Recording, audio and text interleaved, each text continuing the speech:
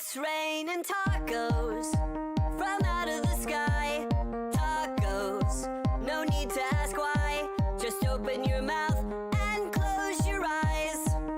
It's raining tacos. It's raining tacos out in the street. Tacos, all you can eat. Lettuce and shells, cheese and meat. It's raining tacos. Yum, yum, yum, yum, yummity yum. It's like a dream. Yum, yum, yum, yum, yummity yum. Bring your sour cream.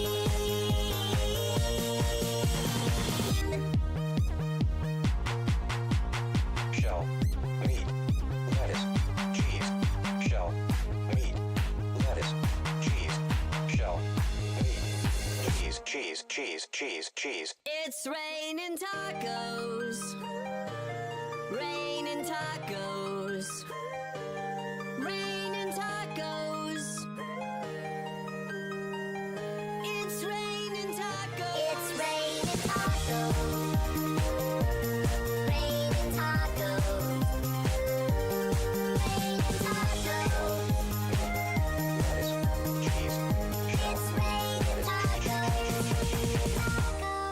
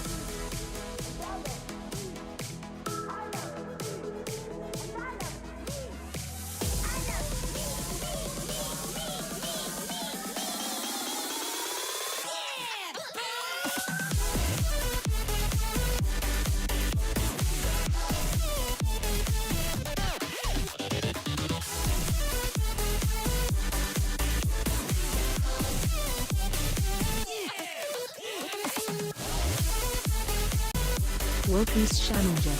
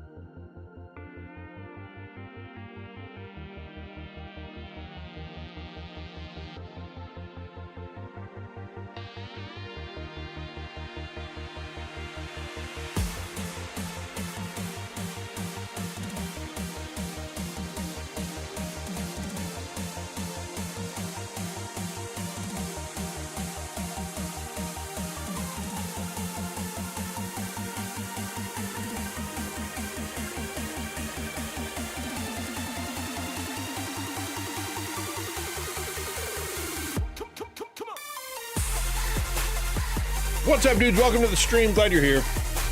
Hope you're well. Look at all the things happening. That's a lot of things.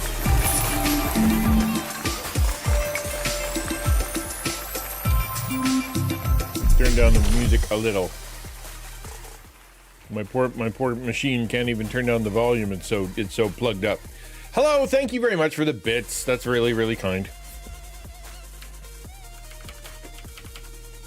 And drop. Yep, that was the plan.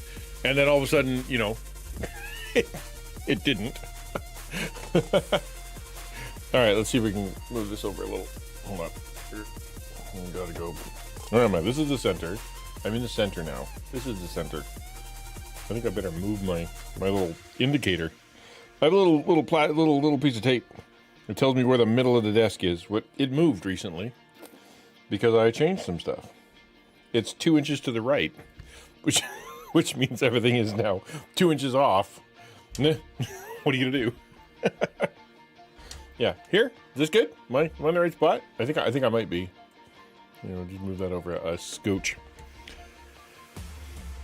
Welcome. Today we're going to be talking about some convention safety. I know that sounds super boring, and probably, you know, like I definitely, we have a lot to cover and a lot of stuff that I wanted to talk about. There's so many things that when I kind of went through and was preparing this thing, there's a lot of safety concerns and a lot of things that we can do and just be smart about. And so that's what I want to talk about. But before we get in there, let's kill a little time so people can come around. I send a video up just saying, you know, we're going to start at 1 p.m. instead of noon because I wanted to get it right and I wanted to hit it with as much, hopefully, like accuracy as I possibly can. I don't want it to be overwhelming, and I don't want to, you know, freak anybody out. But at the same time, I want it to be, you know, meaningful, purposeful, good, you know, helpful. So that's the plan. How have you guys been? How are you doing? How's Ransom? How's life? How's the job? Let's kill a little time first, and then we'll jump into the talk. I haven't even my opening music didn't even start yet. Jones has a lot of experience with cons, so I wonder if you'll have something unique to share. You know, when it comes to con safety and prevention and you know, stuff, because I'd imagine that no matter where you go, I mean, anywhere in public, right? Anywhere in public, you've gonna have issues, and there's people are jerks and whatnot. Like we just saw, you know, Charlie Kirk get, you know, and presumably they had their security, you know, worked out, and it's just whenever you're in public, things can happen. Yeah, no worries, man. Yeah, I appreciate it. All right, let me let's just switch to here, because that way we can maybe make it a little bit more understandable what we're doing. As usual, I'm going to start with I'm going to show you my notes.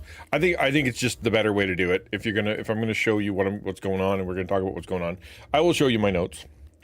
And then once you guys, you know, and then I'll post it on the blog and things like that. So yeah. All right. I'm just kind of waiting for the populace to find out, since I know that some of you, you know, couldn't care less. A, you're not going. And B, you know, like you either know this stuff, or actually, I'd imagine there are people out there that are also like, you know what? I don't believe you. I think everything will be great, and there's no reason for any of this at all. So I don't know where you stand, but I know for me, I've had experiences that I can pass along and hopefully a little bit of wisdom. What I did, you know, full disclosure. Right, I did what I usually do when it comes to this kind of stuff, and then I took ChatGPT. I pay for Pro, and so I had it do you know, the full research, and I gave it like articles and prompts and things like that to go and just like, and then it went and researched the snot out of it, and then I took that and I sent it into Perplexity AI, which I also have Pro, and Perplexity is very good at this. Had it fact check, went and found some stuff, you know, what else can you add, and then I went and I wrote it. Right, and then I went through and I wrote it myself, so it's in my words, and also, you know, ChatGPT's work. All right, I have to go. All right, man, have a good one. Take care of yourself.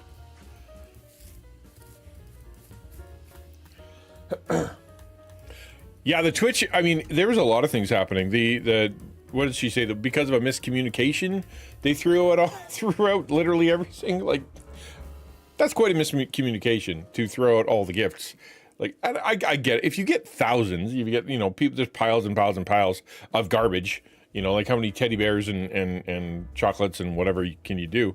But at the same time, I'd imagine it wasn't. It wasn't a huge amount. Like the Emeru thing, something like that.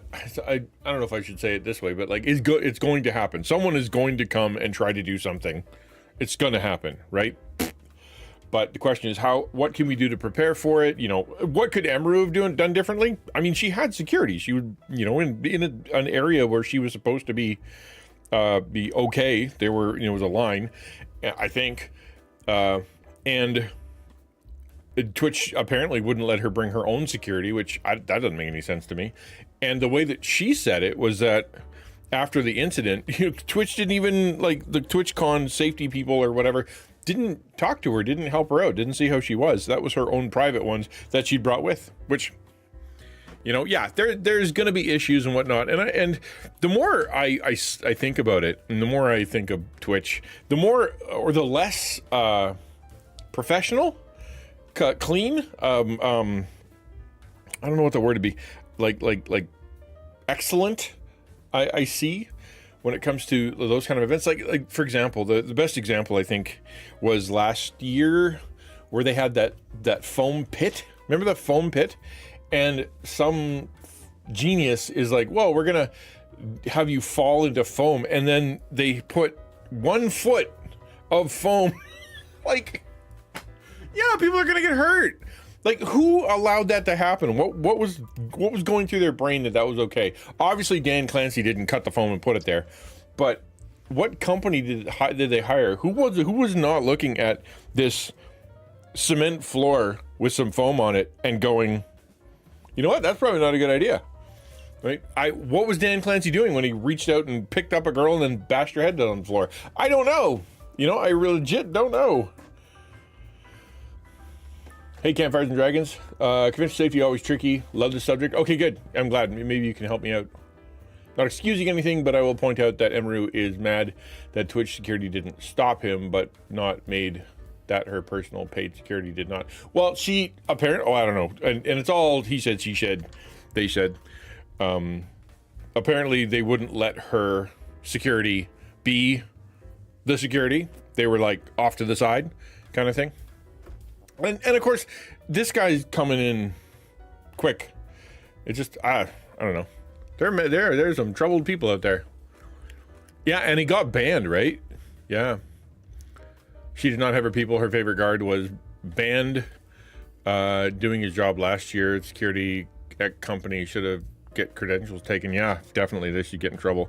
Yeah, I don't know what the story was, but I know that I heard, I should say, I don't know. I heard that he basically was, didn't he like grab someone and hurt their arm or something and tell them to get lost because they were coming at, which is, to me, I'm like, that's his job. Like, I don't know what he did, but it sounded like he was doing his job. That was the first thing I heard, but then I watched her video and she did have her own people, just not the guy from last year. That was her person who pulled him off. Yeah. Yeah. Okay. Well, yeah, I don't know. Unusually burly. Yeah. Unusually burly booth babes. Just Red Sonja. Everybody's going to be Red Sonja. And who else? The bunny girl from My Hero Academia. She seems to be able to take care of herself.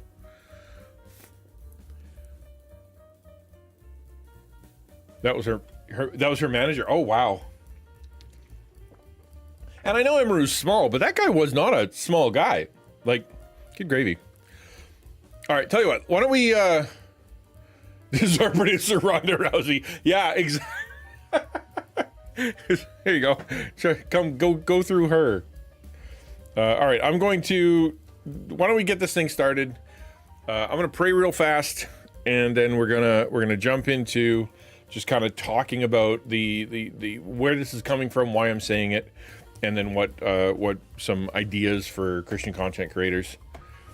Let me pray. God, thank you that you are good and that you are here, that you blessed us with being able to do this stuff. That's really exciting and interesting and very cool that we can get together at Reach, and that you let us have this technology that allows for these relationships to develop over distances that, faster than a letter. And it's it's special. We also know that we're supposed to be wise, and we're supposed to be seeking to make sure that we're going in with our eyes open. We ask for your protection. We ask for, but we want also to be able to see with the eyes of how can we do this in such a way that the Christian content creators that are there and everybody is having a good time and is safe. We know there are incidents and troubles, and that sometimes those are not preventable, but help us to know what to do. Pray for anybody who is vulnerable, and that you'd help us to serve and love them. Help this talk be helpful. In Jesus' name, amen. Okay. So I wanted to talk about this a little bit from my own perspective, and that is, I'm going to turn down the video. Yeah, hold on. There we go.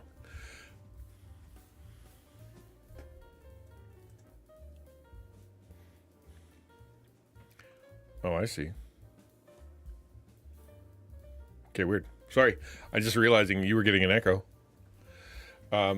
So for me, I wanted to start talking about this because it essentially, I saw the Emeru article about how Emeru got, sort of accosted by some guy who came out of nowhere, and that, the security wasn't that great, and then she got attacked and molested, and it was bad, and it was like it made me think immediately, like I wonder if that could happen at ReachCon. Like, what would prevent that from happening? If I'm going down there and I'm going to be part of the meet and greet, like I'll be there at a table, doing meet and greet stuff. And so therefore, what would keep that from happening to me? What would keep that from happening to anybody else? And I've sat with and been around some of these other creators, and they're not big dudes. Some of these, the ladies are small and the dudes are small. Like, what keeps them safe? And then it is public, it is big, it's trying to get bigger. We're talking hundreds of people. A lot of the folks who are going down are really excited to be there. A lot of the folks who are going down, like big streamers and their communities, and just like there's so much energy there, and it's all very positive. So I'm not trying to throw a wet blanket on that, but I am saying that it would be foolish for us to look at the incident at TwitchCon and just assume it can't happen or nothing will happen at ReachCon. It's sad. It's just a sad reality that these things can happen.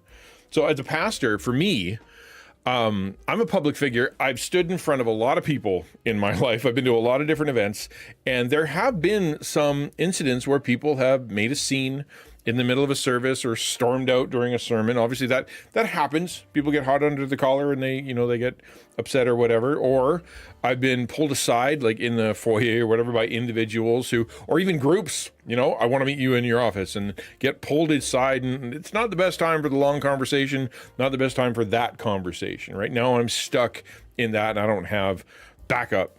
I had been in conversations where they pulled me aside and just to lay into me, or that they tried to publicly embarrass me or like share troubling things that was not the right place for. I've been to meetings where I was blindsided by public attacks, where people like use the church services prayer request time to start slagging their husband in public. I'm like, anybody have any prayer requests? And she's like, yes, pray for my husband who's a big tool and just such a jerk and really, he's addicted to this, and just like laying in. And it was totally, I had no control of it. It was just all of a sudden going crazy. Or I've been invited to people's house for a visit, and that turned into something really not awesome. And I faced a lot of this stuff alone, or in someone's home, or in public in front of everybody, in large meetings, sometimes from even from a stage. I've been to cons where, I shared my heart with someone, and, they seemed like they wanted to be friends. They shared a little bit, I shared a little bit, and it was like, oh, hey, we should talk more. And then all of a sudden they just never speak to me again. And it feels almost like I was being used for entertainment or something. I don't know. It just felt yucky. I've been to cons where we sat and we worked and we came up with some stuff. And then after the con, I went back and I did all my work, or half the work, right? Supposed to write a book together. So I wrote half a book, and then I sent it, and I'm like, okay, here's my first half. And the response was, what are you talking about? What book? And I'm like, are you kidding? Like, you forgot that you asked we agreed to write a book together, and that I was going to go write, and it just evaporated. That hurt my feelings. I've been to cons where you spend time, you get really caught up in the moment, and it's like, oh, we should do this, we should do that, and whatnot, and then afterwards it just vaporizes because they're no longer in front of you. What I want for everybody who goes to the Reach conference is for them to have a really good time, for them to be safe, for them to walk away with a positive experience, for them to meet other content creators, to meet other networking kind of stuff, to meet their fans or whatever you want, their community members, to exchange and talk about stuff, and really, it should be all the good stuff. I want that. But we have to recognize that there's a lot of complicated stuff happening. The Emaru thing, like where that happened to her, it made me think of, kind of the unique stuff that would happen at a Christian content creator conference, right? It's a unique situation. And I think it's going to be different than like TwitchCon. TwitchCon is public, and everybody kind of is there with a kind of a purpose of, this is all Twitch, and then you get just a huge amount of people. The Christian content creator side of this, the Christian content creator, I think it adds a spin to it that you wouldn't necessarily see at like TwitchCon or like a secular convention. And it's because of our relationships, right? It may be hosted at a Christian church, right? It might be a Christian event, but that doesn't mean that everybody's there is a Christian, and it doesn't mean everybody there's going to behave.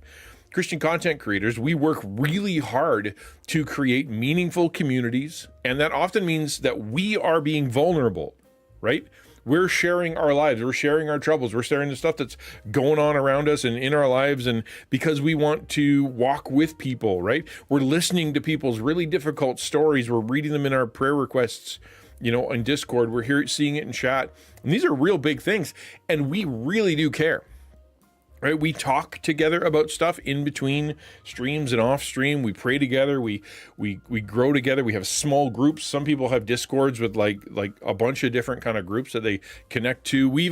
I'd imagine that there are people out there, creators who send private DMs to people that they only know through the internet because they love that person. They want the best for that person. That person seems lonely, and they feel like they want to help. And that is how Christian content creators operate, right? We really do share our heart. We really do want to have that person be vulnerable with us. We want to let them know that we really do care. And in that care, I think there's something unique. When they talk about parasocial relationships, we'll talk about that a bit more in a bit. But the parasocial relationship thing of where somebody is at home and they're watching, streamer X, and it's like, oh, that guy's my best friend because, I sent him some money and he's so nice and he said something to me in chat, and they just get it kind of skewed. And then they go and they don't understand that person on stream is like acting, or like they are, they're not their friend kind of thing. And I think it's different for Christians because we would literally say that person, maybe not everybody, but some people in our communities, we really do love, we really do care about, we really do want the best for, we really think about what in between streams. That really does happen. Unfortunately, that adds an emotional complexity to it, and we're going to talk about that a bit more later. And it adds a relational complexity to it. Talk about that a bit more. But there's also just the flat out, some people really hate Christians part of this, right? So it is a public event. It is at a public church. And the U.S. is not, completely void of violence in churches. In fact, there is more. You've probably experienced, if you're a creator, how the parasocial nature of your online community can lead to like a boundary crossing where you had to pump the brakes, right? Or that person was asking too much, or they wanted to kind of break that wall of can I come see you, or sharing stuff that you maybe shouldn't have shared, and then all of a sudden you find it somewhere else. You just realize that because of your relationship, because of how you're conducting yourself, that boundary crossing can get fuzzy. Cons and public appearances are security risks, obviously, for content creators and for everybody else too. But I think I want to talk about this a little bit about how Christian content creators are at risk in not only those ways, but in unique ways as well. I sent a message to the organizers of Reach, and the response, like I said, so what is the security? Like we should talk about security. And the response was basically they will have uniformed and non-uniformed officers that will handle security there. And that's good. They recognize that the cosplay time could get, weird. And I don't think it's like, I don't think anybody's going to be there dressed particularly provocatively, but they're going to have the, cosplay is not consent sign. So you're not allowed, can't, because some people just get weird with it. But they didn't really tell me much else. I'm going to keep poking a little bit, and I am going to try to ask them to clarify what the security is and what the plan is to keep everybody safe beyond, let's just hope it goes well and there's a cop over there. I want to give you some tools. So basically my side of it is, regardless of how the security is, or regardless of how the, lax or how tight or what's happening, I want to give you as an individual creator some tools for you to be able to make sure that you're as safe as you possibly can be, right? Regardless of what's happening. Everybody have a good time. I'm going to give you I think 10 different things that you should consider. The crash course is intended to try to help the content creators and our viewers and our communities have a good experience. I'm just going to point out a few things. Maybe it's a blind spot for you. Maybe it's a naivety to you. Maybe it's an experience you've had. I want you to talk about this. I want you to, kind of share your experiences if this triggers you in some kind of way that you've seen. I would want to let's make it real, right? Let's make it real. Just for the sake of making it real to us, and that this stuff really does happen, right? So TwitchCon and other conventions do have a history of safety failures, it says, but really it's a history of troubled people doing bad stuff to people who don't deserve it. And it just happens because you're in public and just because of the nature of it. It does happen. It will continue to happen. Why would we think that Reach is going to be completely immune from it? Right? TwitchCon 2022, that foam pit thing we talked about before, where the organizers themselves didn't think that the foam needed to be deeper and people were getting injured, right? People getting hurt. I mentioned that not necessarily because it's going to be a safety thing, but because there's going to be a lot happening at Reach. And every day I feel like I hear another thing that they're going to be doing. And because of the busyness and because of the amount of stuff happening and how quick the calendar is going to be, and there's so many things happening at once, that, you are going to be really responsible for your own safety. There's going to be a ton of stuff happening. The organizers are going to be running ragged with a bunch of things happening, and they're not going to be able to babysit. So you need to assess when you're like, okay, that is a safe thing. That is something I want to go to. Here's the risks where I'm going to walk into. Just keeping in mind that they can't cover everything, and maybe they missed something. TwitchCon 2025, the Emaru thing. You guys know already, some guy walked through, tried to grab her and kiss her, and the quote from, I think it was from Emaru herself. She's like, the security there was a joke, right? That's been a criticism for this entire TwitchCon. Twitch staff didn't intervene. The attacker wasn't stopped immediately, and then he was able to wander off apparently for an hour or two or whatever until they found him. Obviously it's a big con, but that's not supposed to happen. So the question is, knowing all that and seeing all that, why don't we just be vigilant and think about it? The Phoenix Comic-Con 2017, there was a guy who came in and he's like, I'm going to go kill the Green Power Ranger. I don't know why. He was saying horrible, weird stuff online. His girlfriend turned him in, and he ended up, getting arrested. But so they just nobody can have a prop gun anymore. You just can't do it. Nobody can have, because it's too unsafe. Singer, an obsessive fan hurt Christina Grimmie, right? I don't know about that story very much. At Christian events, we're not immune. In the U.S., 410 attacks on churches or faith organizations happened in 2024. Okay, so across the U.S., the statistics are anywhere from 410 to 800, depending on who's counting and what you're counting.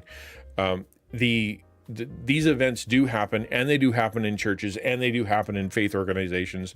You're not immune.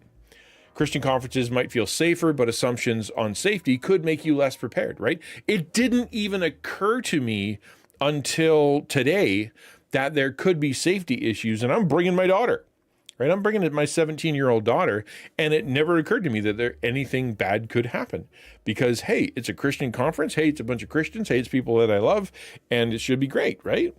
And once so the Emeru thing happened, it just sort of clicked in my head, like, why would I think that? Why would I think this place is immune from trouble, immune from people trying to hurt it? In fact, from a Christian perspective, we should consider the fact that, we're going to be a really potent mix of people that can change the world, that want to glorify God, that want to serve Him, that want to serve people, that want to change the world in such a way that, the armies of hell are going to want to stop. And so therefore you'd think there would actually be maybe even more risk from a spiritual, from a relational, from an emotional perspective because of all the potential awesomeness that is happening with the kingdom of God. It may be a place that is being watched by the enemy. I want to talk specifically about parasocial relationships for a minute because I think it's a unique risk factor for Christian content creators. Okay? So as I alluded to before, one reason that streamer meetups can get a little difficult is because of the parasocial dynamic. That it basically means that there's a one-sided bond where the viewer on this side feels super deeply connected to a creator who doesn't know them. And you might think, well, that's not how that works, but it definitely does. You have lurkers in your streams. You got people that never speak. In fact, Susie's short the other day, he met somebody who was a partner in the partner thing, and he's like, yeah, I've been lurking in your streams. He didn't know that. You don't know who's lurking in your streams. And they could have, mental health issues and stuff. On platforms like Twitch, where we're mostly talking about, they watch us for hours. They interact with chat. They share big moments. They share their heart. And it can foster the illusion of a much deeper friendship or a much greater intimacy with that person. They may see you as their best friend, as their lifeline, as the person who they wake up and that's the first thing they want to see, and if they don't hang out with you, they get depressed. Like, they can see you as their streamer, their Christian streamer, as being that important. And so for them, it could become emotionally complex and a little weird for them when they come and they see you and meet you, because for you, you're like, it's a username of someone that you care about. For them, you are a lifeline. You are the person that, connects them to God, that connects them to reality, that keeps them, sane and safe. That's you. And that relationship is uneven. For Christian creators, this isn't an illusion, right? Like, so in parasocial relationships with like secular, it's very easy to understand because they don't see their viewers as friends, but we do, right? We legitimately love our viewers. We love our followers, the communities. We try to build intimacy. We try to build vulnerability into our communities, and that's a good thing, right? It lets the community grow and grow together. It lets us share burdens, gives us opportunities to present the gospel. But in doing so, there's a dark side where the fans could develop an unhealthy sense of ownership or closeness or dependency, which could cause them to want to overstep their normal boundaries with you when they see you, right? Sometimes they don't even realize it. For them, they don't see themselves as like some super fan who obsessive, whatever. What they see is, this is really my friend. This is really my lifeline. This is my counselor. This is the person I share all my stuff with, because I don't have that in my life. My mom doesn't talk to me. My dad doesn't talk to me. I don't have many friends. I work from home. And the person that I share the most with is standing right over there. And so for them, it's not, I wonder if that's bad. It is very clear to them that you are their friend, and maybe even more. It'd be naive to think that at Reach, we're going to be immune from those kind of things happening. It's worth noting that mental health issues can affect both the fan and the creator. right? Because of your experiences with chat and with the people that are DMing you and all the rest of that, there are some people out there that have some pretty serious mental health issues. Everything from, paranoia and schizophrenia and just some really difficult stuff to loneliness, depressions, sort of like the inability to process relationships right, or autism or some kind of disability like that. For them, it is their communication, their understanding, and their reality is different than what you think it is or what it really should be. And because of that, you have these people who are showing up vulnerable. And for some of them, I would imagine it's the first time they have kind of stepped out, or one of the few times they've stepped out. And this is a unique situation with people that they really do care about, and it's never happened before. Yeah, I know it happened last year, but this year is very, very emphasized on the content creator, Twitch streamer front. That's who's going to be there. This is who you're going to come see. Meanwhile, a lot of the creators we know, I think probably all of them, I think it's probably a prerequisite, is that they're coping with anxiety and social discomfort and their own trauma and their own relationship wackiness and loneliness and all the rest of that stuff. The creators have it too. So this huge convention, like literally for us, it's huge. Even though it's only 400 or 500 people, it's going to be really, really big because it's the first one of its kind, and we're all going to be really excited. If you get a bunch of people that are connected, going through some really hard mental health stuff, streamer and viewer, and then you smush them together, right? Things can happen. Triggers can happen, and it could go south. It's a big reason why Taco wanted to create the Taco Tranquility Room that we talked about, is because we recognized there's a real good chance that there are going to be people there that might have a freak out. We talked to some people that went last year, and what was missing apparently was just kind of a place to crash because folks got overwhelmed and they didn't have anywhere to go. So they're just wandering around outside. So we're like, well, why don't we give them some place to go that's, more kind of managed. In fact, I'm actually, we were a little bummed out because we weren't sure that if they're going to be walls there or whatnot. But it occurs to me after doing some safety stuff that maybe the walls that we were going to put up to have the little private alcoves, maybe not the best idea, because that creates private alcoves, with it just very small people and on a soft couch and a love seat, maybe not the greatest idea. But I never thought of it. I just innocently thought, they're going to want to crash, they're going to want to hang out, they're going to want some privacy to chat, and that actually we could have created a security risk.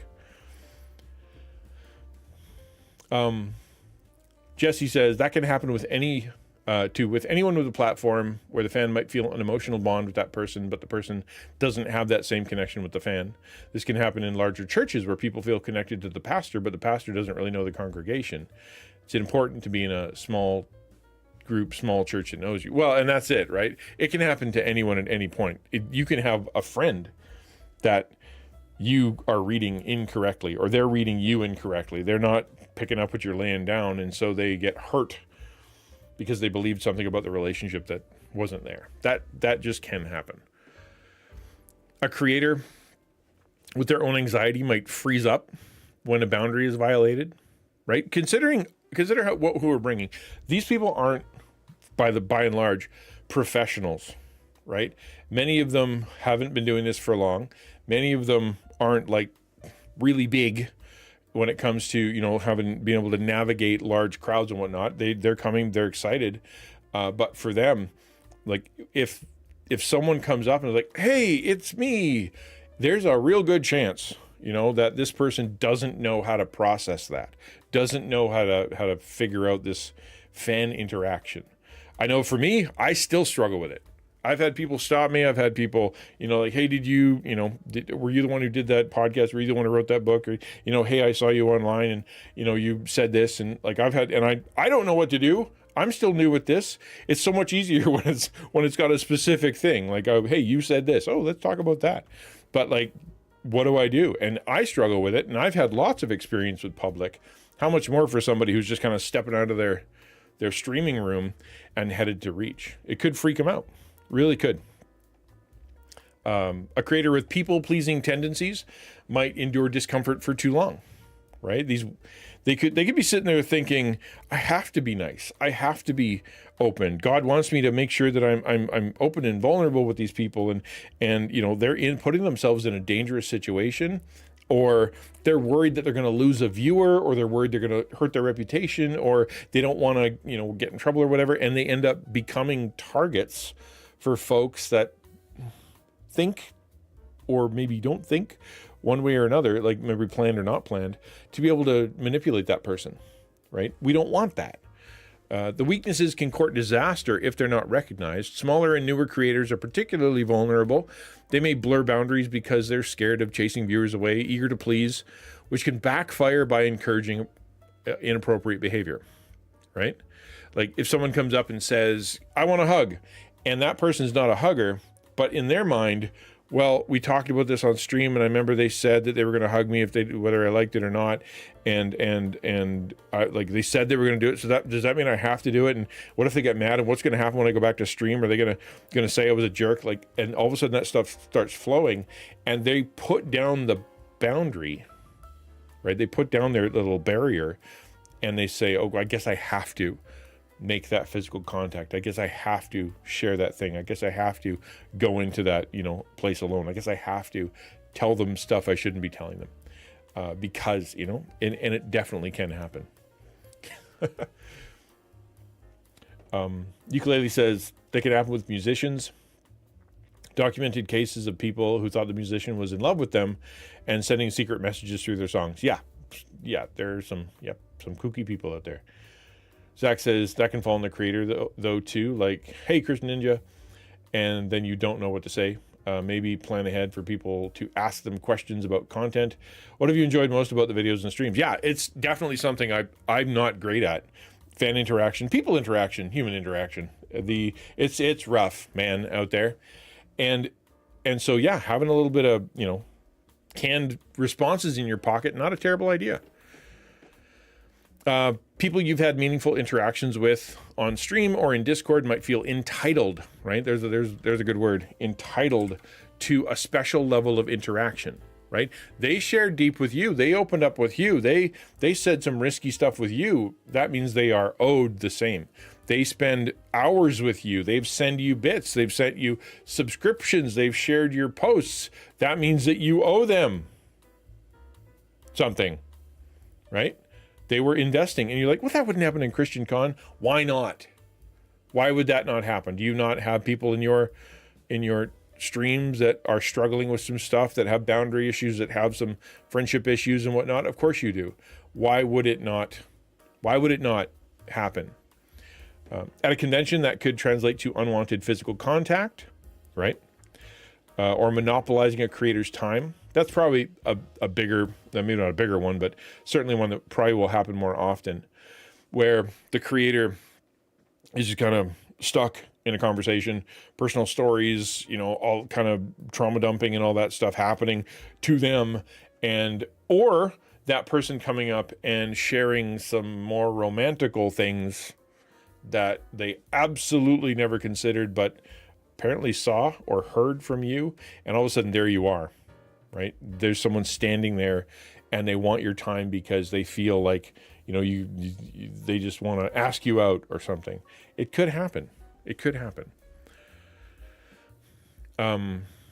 You might think that female creators are especially at risk, and they are. Like, everybody knows female creators, females, period, are more at risk. It's like 3 times more at risk than men or something. Like, it's a bigger deal. But I want to say that, as a pastor, I can tell you that there's a danger for men too. Like, we have to be careful, because sometimes I'm the only man that has ever shown that particular female positive attention, actual care, concern, spent time with, cried with. I'm the only one that's ever done that. And that can create some confusing feelings in that person, regardless of how much the pastor doesn't intend that to happen, that they're just doing their job, and they're just, loving that person. So why would it be any different for a really caring, really open, really vulnerable male or female content creator, right? That the feelings on the other side get a little confusing for that person? Why couldn't it happen? It has happened. I know I've been literally told that a woman had to leave her church, and she came to my church, and she left because she was super attracted to the pastor because he was a great guy. And then she looked at me and she's like, "And you're a great guy too." And I'm like, "Uh-oh," right? At the time we were in a coffee shop together. I was in a safe coffee shop with people around, but it was still like, it just kind of, that red flag, and there it was. Never know when it's going to come up. Emery's case is a good example. A fan seemingly believing to be acceptable, right? What did he do? He ran on stage and he tried to kiss her. That's super intimate, super intimate, right? Super intimate. It highlights how fans' internal narrative, "I love the streamer, she will welcome my hug and kiss," or "I'm going to embarrass this person," or "I hate this person," or "this is a fantasy of mine," or whatever stupid, gross thought, right? That's what they're thinking. And maybe it could be honest, or maybe it could be horrible, or regardless, you're there. And they ignore consent. At Reach, maybe that's not going to happen. Maybe. Hopefully not. But I think one thing that could happen and has happened, I've witnessed happen, and I've had happen to me, is trauma dumping and oversharing, right? Trauma dumping and oversharing. The viewers, the followers, the community members, they credit us at times for getting them through rough stuff, which is good. We want to do that, right? But some of the troubled people in our chats, they struggle with those pretty severe mental health issues. And now you're there, and that person that has spent hours with you sharing, and you've talked to and you've prayed for and whatnot, now they're there and they see you in person for the first time, right? There you are crossing the floor. You're going to go meet a friend. You're going to go to the shop. You're going to go hanging out in the Taco Tranquility Room, whatever.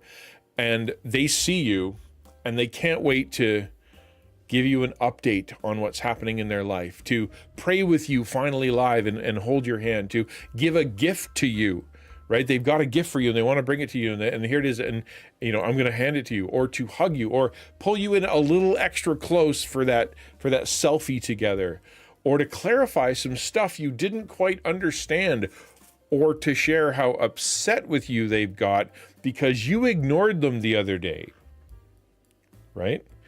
That could cross some lines, and they start unloading trauma and mess, and they've now, they've paid for your time. They gave you a gift, you told them that you care. So now you're there unprepared, untrained. You're not a counselor. You're not someone who knows how to deal with this. And they are dumping some heavy stuff on you during just a time where you met them across the floor. High stakes, big conversation. That person isn't trying to harm you, right? The situation can still feel threatening, though, very overwhelming. And I can tell you, I've had that lots at church, where someone comes in and it's just like, this is what happened, blah, and the response has to be, that's rough, that's tough stuff. This isn't a great place for that. Let's talk this week, let's talk this week. What do you do as a content creator when you don't talk this week, right? When that person has that fear that you're not gonna see you again, so they got to get it all out, kind of thing. It could happen. And you maybe have a hard time, like you feel guilt or fear about leaving, right? I don't want to be rude. I don't want to leave them in distress. They're having a freak out, and here I am stuck with it. But staying could put you in danger too. Maybe even the danger is simply to burn out emotionally, right? What if that happens once or twice or three times? How many trauma dumps can you take from people that you cared for? How many content creator things, like interactions between content creators and whatnot, can you have before that seem like you're building friendships or whatever, before you're emotionally full, right? It's going to happen like day one. It's a delicate situation that many young or empathic creators are not trained to handle. And I I struggle with it. I think everybody struggles with it.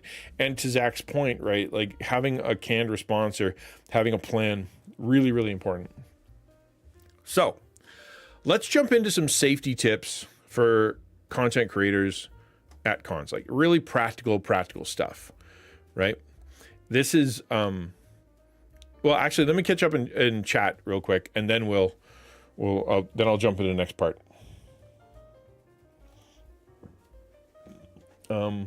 What's going on here?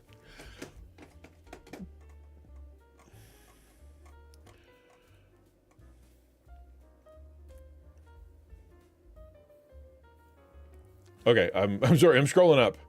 Nobody hug XtianNinja. I'm a weird guy when it comes to hugs, because sometimes I'm in the mood, sometimes I'm not in the mood. Generally speaking, when I'm at a con like that, the only thing I can think is that you are one of the unwashed, infected masses who wants to get me sick, right? You carry disease, and you're going to make me sick. Get your viruses out of my face. Regardless of how I feel about you emotionally, that part is really loud when I'm at con. And so therefore it's, you know, I like fist bumps. I do a lot of fist bumps. I do fist bumps at church, and they're starting to adapt. They got these old guys at the door, you know, shaking everybody's hand, and I'm in line, and I'm like that. And they know, because, you know, we just went through COVID, so they get it. And so they, you know, it used to be, and then pound, right? But now they see me, and it's like, all right, this guy doesn't shake hands. And maybe that's bad, but at the same time, I don't want to get sick. I don't know. The truth is, I don't know about hugging. Sometimes I feel like if I get a hug, then I feel loved. Sometimes I feel if I get a hug, I want to freak out. I don't know. I wish I could tell you. Guess it depends on the person.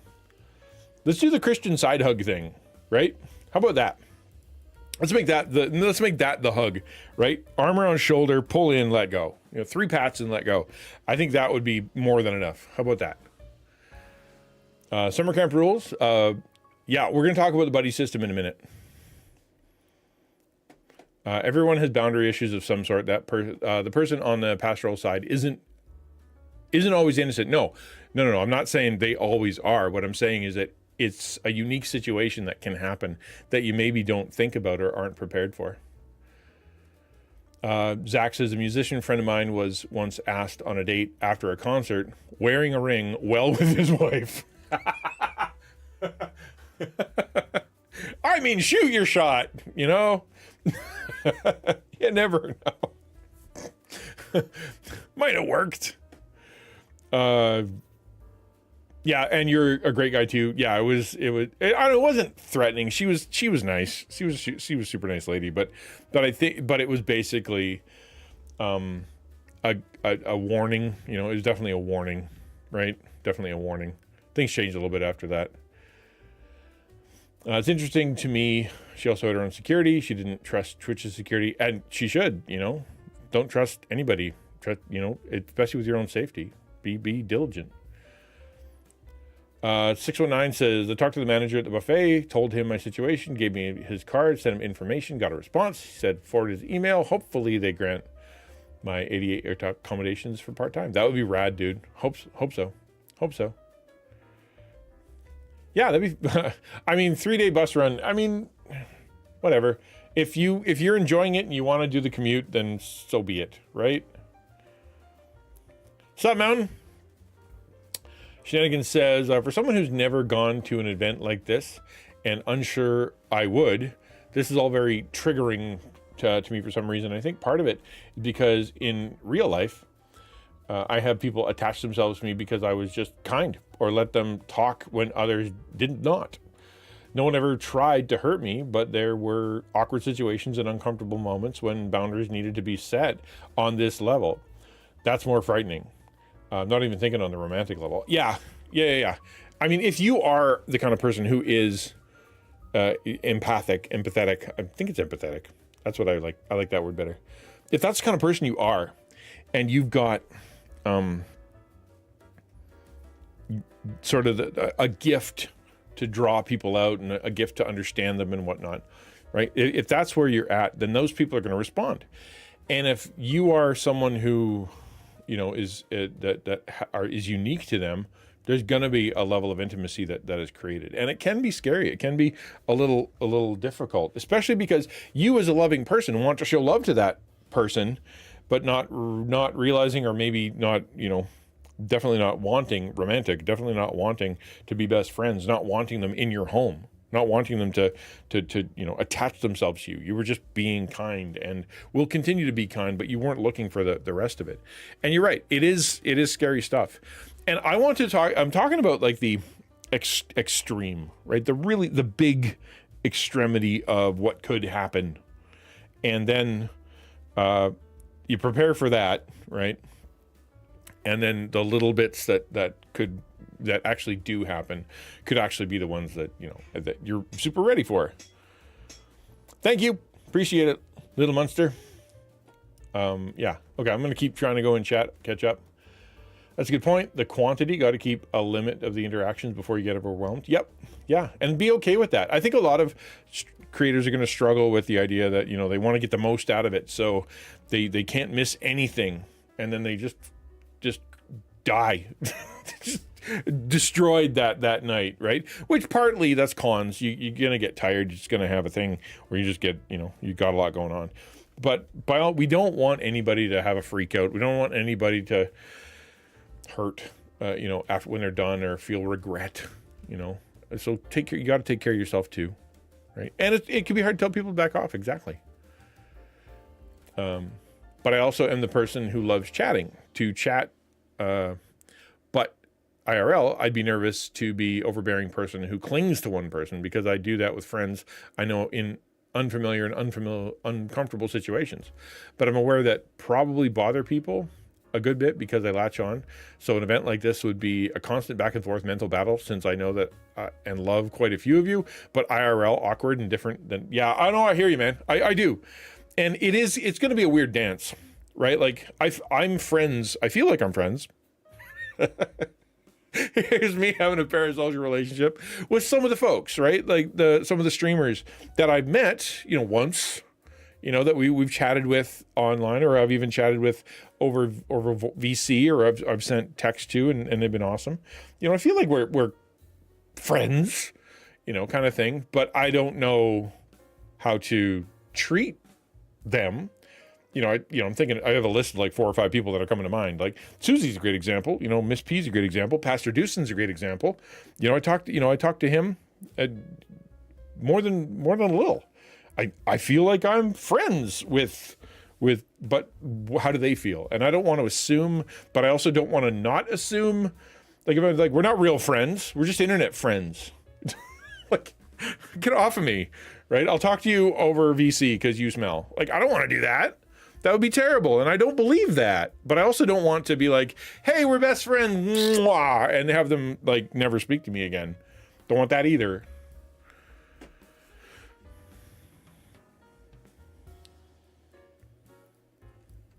It gets armpit stuff on my shoulder. Gross. That is a problem with the side hug. Yeah, all right, fair. Yeah, could get the stinky shoulder syndrome. As my instructors in the academy said, trust but verify. Yeah. Yep. I've been playing Dead Space for the first time almost in a decade. I never played it, and I'm never going to play a scary game. I don't like scary games. You're on your own. It can be hard for people to tell people to back off sometimes. Yes, and we should have we're going to talk about that a little bit. For me, I don't have that problem. Well, you wouldn't, would you? The mountain is like what, 6'7", and a jacked firefighter. When he says get off, people generally are going to listen. This is not in my top 8. The feelings. It hurts. But that's because all of his friends are alphabetical. 6'8.5". Okay, even bigger. There you go. Side hug is sometimes better for a short person who usually gets smushed into people's shoulders or anything hanging off their neck, or other things hanging off their chest where they don't want to be put in their face. Yeah. Yep. Okay. Let's keep going. Now here's some safety tips for creators at cons and meetups, just general safety stuff.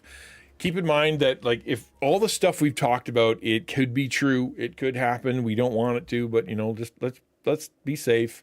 Here's some practical tips, some strategies that we can use at ReachCon and other live events. There's a lot more we could talk about, like, the digital stuff and how to remain safe and not get doxxed and how to have a post office box and all that kind of stuff. But I don't want to get into that. I just want to get into like literally when you're there, don't go into the number one, don't go into dark alleys. That's step one. I agree. So that's what we're going to be talking about. Discovers both physical safety and personal boundaries, mental health, all that stuff. So let's get into this. Number one, and I think this is going to be universal for everybody. I don't think there's anybody who is an exception to this, and that's come with a buddy, come with someone else or a handler. I have a handler. Her name is Snack Girl. She will be my handler. I don't think you should be going alone. Yeah, hand sanitizer. That's all I want. Yeah, exactly. Like you might look at me, like specifically me, and think I'm fine alone, right? I'm fairly confident. I've got a lot of experience with people. I got education. I got, all kinds of, tools. Been doing this for a long time. But for my entire career, I've been careful about being alone with people. Even if nothing happens, without anybody else around, without that buddy, without other people, it's your word against theirs if they just decide to say something. Right? They get they just go cuckoo and they just start saying things you didn't do. When did it happen? Oh, when we were alone. Oh, I saw them walk away alone together. Right? All of a sudden it's just like, nope. So the buddy system is a big deal. Bring a trusted friend, fellow creator, maybe a mod that you know really, really, really well. I hesitate to say that one because, again, often the mod situation is like you know them, but you don't know them, right? But if you do know them and you feel comfortable with them and they're really friends, maybe them, but walk around with somebody. Buddy system does save people a lot of trouble. An extra pair of eyes provides accountability and can help you exit a situation, right? Exit a situation. For example, a buddy can step in and say, hey, we need to get to that next session because you are, in a weird conversation. Hard for you to leave, easy for them to do because they're defending you and they're like, hey, we got to get going. And all of a sudden you're out. Really hard to do alone, super easy to do with a friend. Even at a Christian conference, having a handler, having someone around you is wise. Someone to watch your back, give you confidence just by being there, right? I think that's important. We should all have some kind of buddy. I'm going to have a buddy. Y'all should have a buddy. Number 2. Was that a commercial? I think we had a commercial. Okay. Number 2. Set clear boundaries and then communicate them. So before the event, and we just talked about it, like, does XtianNinja want a hug? Maybe a side hug, Side hug and a fist bump. Maybe. Let's talk about that, right? What are the boundaries that you're going to be setting? Are you cool with people, physical touch? Do you just want handshakes? Is it just a fist bump? Are you going to sign items or not? And you might be thinking, I'm a tiny little creator. Nobody's going to ask me to sign anything. Untrue. I was actually at a place and I remember a viewer and they handed me a pillow and they said, sign it. And I didn't know how to navigate that. I've never been asked to sign something before except my books, which makes sense because there's paper and I wrote it. My name's on the cover, but this is a pillow. And I'm like, all right. So I didn't know how to really interact with it. And that wasn't a bad guy. Super, super cool person. Really like that person. They're awesome. I wasn't prepared. I didn't know what to do with that. It is within your rights to set limits. Someone asked you to sign something. There you go. See, it can happen. So are you going to sign stuff? You're going to carry a pen? You got a felt? You're going to carry a silver pen? Right? What are you going to do? Many cons have really emphasized consent. You can echo consent. You should be able to say no. Sometimes the best, most loving thing you can do is say, no, I'm not going to be, I'm not doing that today. Right? Yeah. Use a Sharpie. Exactly. Pastor Dustin wears a shirt that says, I gave out 5 hugs today. Good luck tomorrow. Right? The punch card. There you go. That's not bad. Okay. This one, again, sounds super obvious, but you got to say it. Stay in public. Stay in well-lit areas. And you're like, well, yeah, but consider. If you're having a conversation with someone, what's your instinct, right? You want to respect that person. You want, things are going, you want to have a conversation. Your instinct might be, hey, let's go over here alone. Let's, come over here to a private place. Let's go outside. Let's go, whatever. What I'm telling you is just don't. Just don't. Stay. You can move off to the side, but don't leave, right? Stay in the designated areas. Never bring them to your hotel room. I don't know if I ever have to say that, but don't bring people to your hotel room. Don't tell them where your hotel room is. No. And tucking them into isolated corners, not a good idea. You might feel the instinct to pull that person aside because things get personal, but stay where people can see you. I went to a Christian con once where some dudes said that they were going to go have a meeting in the hot tub. Come, hey, Ninja, come to the hot tub. We're going to have a meeting. And I'm like, I'm not cool with that. No. Just some dudes just sitting in no, I'm not going to have a meeting with you in a hot tub. I've been trapped at meetings that were dangerous to me specifically. I couldn't leave because someone drove me there. That sucks. And I don't do that anymore. I drive, I go because you never know if things are going to go sideways. And so I make sure I drive now because I don't want to be stuck with someone, especially if they're the ones who got upset and now I'm in a car. Don't agree to anybody to go somewhere quiet and talk, right? With a viewer, community member. You might think you know them really, really well, but you only know what they've chosen to show you online, right? You might think you know them, but I tell you what, if you're part of my channel, you know how the whole chat was fooled for like a month by somebody who came in and was sharing like really crazy, intimate, personal stuff, being a cop and going through hard times and facing death and like putting all that stuff in. And we found out that person absolutely faking it the whole time. None of it was real. We believed it. We prayed for that person. We set aside time for that person and we were fooled. You don't actually know. Just remember that you may not actually know. If someone wants a long chat, keep it in the public eye, bring a third person along. I would also say, let me add this. You're going to have the instinct to want to go deep quickly because you're amongst your people. Just be careful with that. Be careful with the instinct to, okay, I'm going to they've trauma dumped. I'm going to trauma dump. Let's talk about our stuff. We're going to become best friends now. It's something that you are going to have to navigate. It's not like don't tell anybody anything and always be cold to each other. Make friends, be there. Maybe you could find a wonderful person. Just be knowledgeable that when you're at a con, it's a weird environment because it's like this little isolated spot where everybody's kind of on the same page and thinking about the same stuff and experiencing the same thing and nobody's getting any sleep and everybody's like emotionally charged and a lot of stuff can kind of happen. And then you leave the con and you maybe have regret for what you shared, maybe shouldn't have said or did or whatever, that kind of thing, but you were caught up. Just be careful not to get caught up. But stick around light places for sure. Know the venue and security resources. This is a easy safety thing. Just familiarize yourself with the layout of what you see there, right? Note where the security people are and where the exits are. And that way, if an emergency happened, you know where to go. I don't know what it is at ReachConf, but there's going to be signs on the wall. There's going to be presumably cops there and whatnot. Just know where they are. You could even walk up and introduce yourself and say, hi, I'm so-and-so. I'm a creator. People might be coming up to me. I just wanted to let you know that hi, I'm me. Don't let anybody shiv me when I'm here.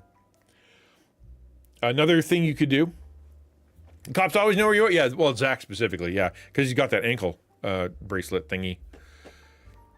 Use safe words and signals. Consider establishing a discreet signal with your friends or staff if if there's trouble, like with your friend, with your buddy, with the folks you're going with. Could be as simple as saying a code word or a hand gesture, like you push up your glasses, or like you say, hey, have you tried the tacos here? Or hey, did you hear from Barbara yet?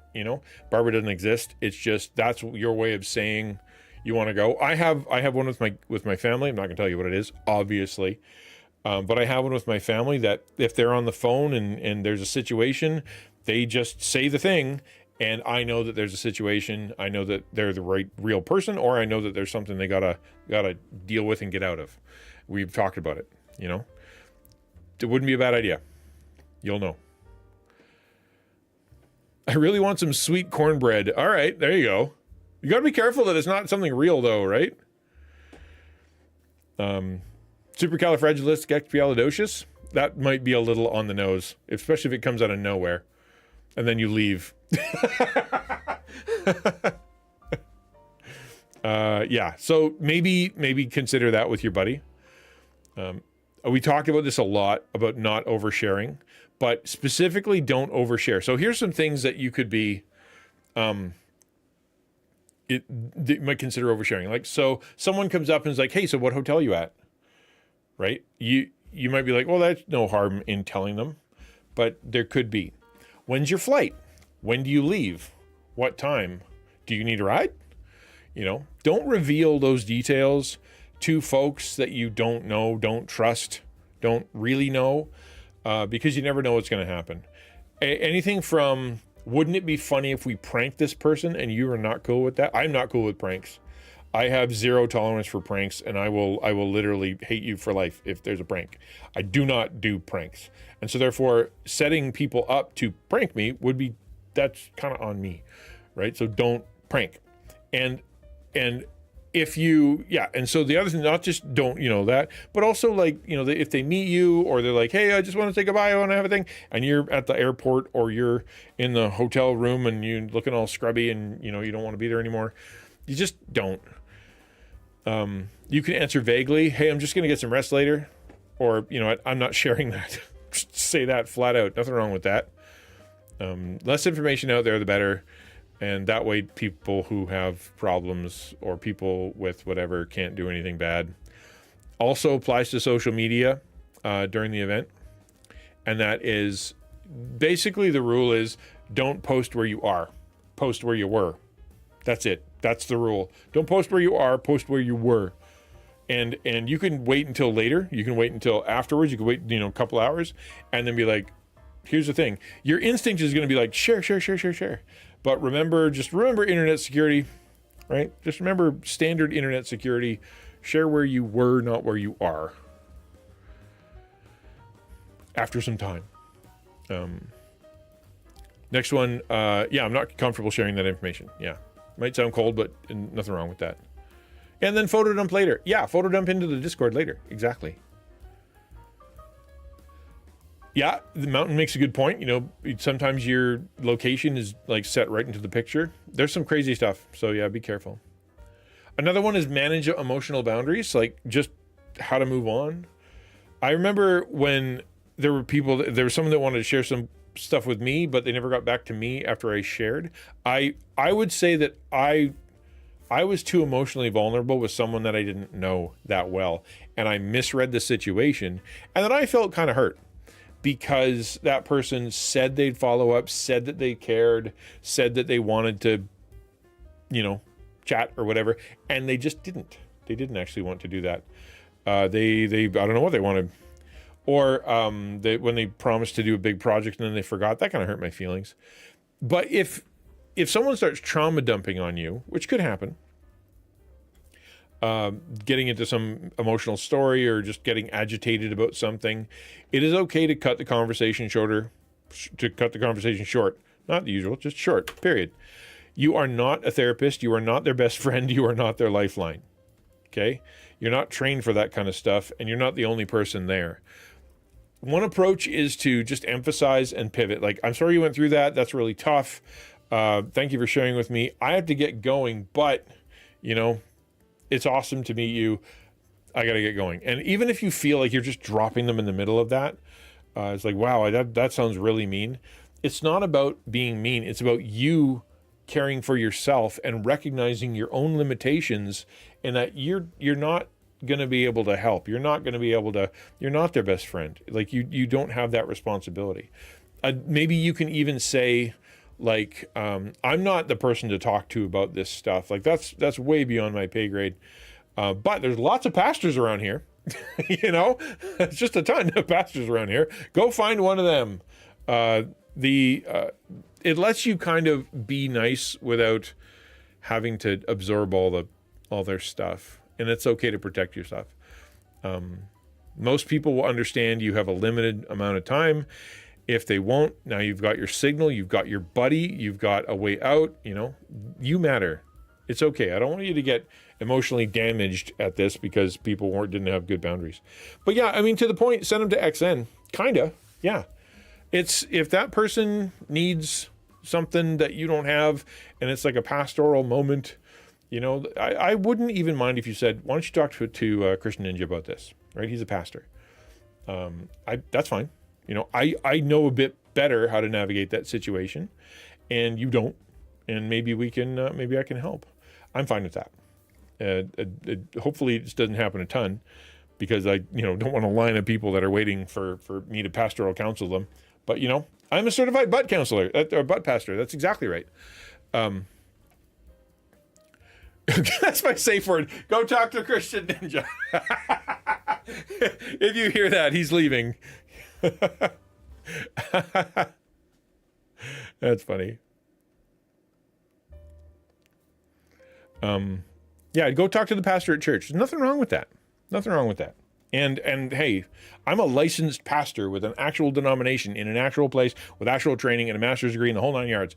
Like I'm a real pastor. So therefore, you're not just sending them to someone else. You're not dumping them. You're sending them to someone who might actually be able to help in ways that you don't know how, right? Or at least could push them in the right direction. I might push them on to another counselor or their doctor, Yeah, I got papers, man. I got papers for days. Trust your instincts. This is a good one. Prioritize safety over politeness. If you get the bad vibe, and just go with it. Honestly, the conviction of the Holy Spirit, the sensitivity to the Holy Spirit, I'm not sure if this is a good idea. Listen to that. If you feel as though, I know a lot of us struggle with anxiety, like social stuff, and I don't want to go in there. You should be able to discern the difference between, I'm having a moment of social anxiety where I don't want to be around people and that looks really scary, versus I feel like I'm in danger. I feel like this could go badly. That's different. One of them is I want to go in there, but my, mental health is preventing it. The other one is, I don't feel like I'm safe in there, or I don't feel like things are going to go well, or this interaction is not cool, right? Just walk away. Walk away. And that's okay. Sometimes you want to suppress that instinct because you want to be polite, because you want to be welcoming, because you want to be a good person, but you can be respectful and still have boundaries. If you see someone that's maybe hovering too long, making comments about how you look, that could be a little weird for ladies kind of thing. Or you notice that they, bypass the lines, or maybe they're, like they're doing weird stuff. Just don't worry about offending them. Keep yourself safe. Keep yourself safe. It's okay. It's okay to do that. And what's the worst? The worst case scenario for you is that you were completely wrong. You misread the situation, and that person didn't get to interact with you. If you don't do that, worst case scenario is that person is actively trying to harm you, right? And yeah, it can happen to men too. Yeah. Take care of yourself. This is what Mountain literally just said. Take breaks, hydrate, get support. They are marathons, not sprints. We're going to be there for days. This isn't one day. This is multiple days. And con burnout is real. Reach Conference is going to be an intensely emotional experience for a lot of people. I can't emphasize that enough, that there are people who, for them, this is like the biggest thing of their year. This is like something they've been looking for forever, right? It's a big deal. And so it's going to be an emotional experience for a lot of people. So you're going to have to take care of yourself right? If you're flying, if you're driving, if you've got crowds and you don't like crowds, having to socialize with a bunch of people you don't really know that well, having, or performing, right? There's going to be a lot of people, maybe you're one of them, that are involved in a thing. You're on stage, you are, you're doing stuff, or you're part of the meet and greet, or you're part of the D&D thing, or you're part of the like, I'm getting putting in a dunk tank. Like, there is like stuff's happening, man. And so therefore you got to take care of yourself. And if you are the buddy of the person, make sure they're taking care of themselves too, right? Right? Yeah, that's part of your job, is the buddy. Take care of each other. D&D thing being streamed? I don't know. I honestly don't know. I don't know how much is streamed. Schedule short breaks. Duh. Drink water. Go to a quiet space. Come to the taco tranquility room and hang out for a bit. We'll have a fidget thing for you, and like a coloring page and some mood lighting so that you can chill. Take a walk, take a break, take a drink. Send a text to somebody. All that stuff. I am I'm not going to speak for all the other pastors. I'm not going to do that. But as I just said, I know what I'm doing. I am a trained counselor, and if you're having a freak out, if you're feeling overwhelmed, and you just need someone safe that is safe, that kind of thing, feel free to come talk to me, right? Like, maybe I need to figure out a code word. Like, someone walks up to me and says, chrysanthemum. And I'm like, all right, this person is having a hard time. Give me a sec here, buddy. And I go and I talk to them for a bit, just to be someone. I'm not sure about this, just because I want to make sure that you are emotionally safe and you are emotionally taken care of, and that that there's someone there that could maybe help you out. I can't be everyone's pastor and everyone's counselor, and I can't do a lot while we're there, but I can say that if you're having a hard time and you need someone to talk to, I'm there to do that. I would love to talk to you. I really would. I can't do a 12-hour session with you. Probably can't even do a 10-minute session with you. But we can talk about it and maybe talk about some follow-up stuff. Your emotional safety is part of the equation. After the event, set up maybe like a way you can talk to other creators, see how things are going. How did it go? Did you have a problem with that person too? How can we do better next year? Will you have actual tacos? No, we will. We will at some point. There will be a taco con with tacos. And yes, I like pineapple on pizza. It is awesome. Okay. I think it's the last one. Yeah. The know your exit plan. This is the last thing. In the unlikely scenario of an actual problem, know where your exits are. Period. That's it, right? How do I get out of here? Right? How do I navigate this situation? Who am I going to go talk to? What am I going to tell my buddy? How am I going to, signal that I don't want to be here anymore? How am I going to go take a break and be safe, and also be able to be not overwhelmed? Where am I going to go? Just think it through. When you get there, okay, if something bad happens, I'm going to go out that door. Or if I'm going to have a freak out, I'm going to tell my buddy I'm going to go, and we're going to head over here, that kind of thing. Just think it through. Have a way so that when you're in the middle of the problem, you don't have to try to come up with a solution. I like the thing. It's like a fire drill. You hope you don't need it, but it's better to know what you're going to do anyway. ReachConf is in a church. They're going to have signs everywhere. They probably will have a security room. They'll probably have an office. They might even have some people there that you can get help from. Like if you get hurt, you actually get hurt physically. The hope is that you can reduce the chance of a bad experience. That's all I want. Hope for the best, plan for the worst. That's all I want. My goal here has only been to make you aware that a risk could be part of it, to ask you to be diligent and thoughtful in how you're going, for you to take care of yourself, regardless of what the safety situation is at the event. Give yourself permission to be safe. That's what I want. And I want everybody to have fun. Everybody have fun, but everybody be safe. Okay? If you have questions, let's talk about it. Okay. Phew, I will catch up in chat in a second here.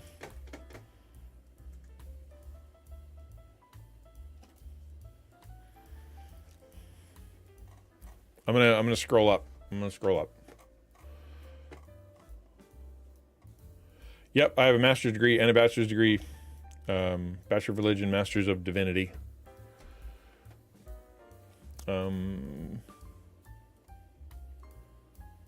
It can happen to men too. Yeah, you're right. It can.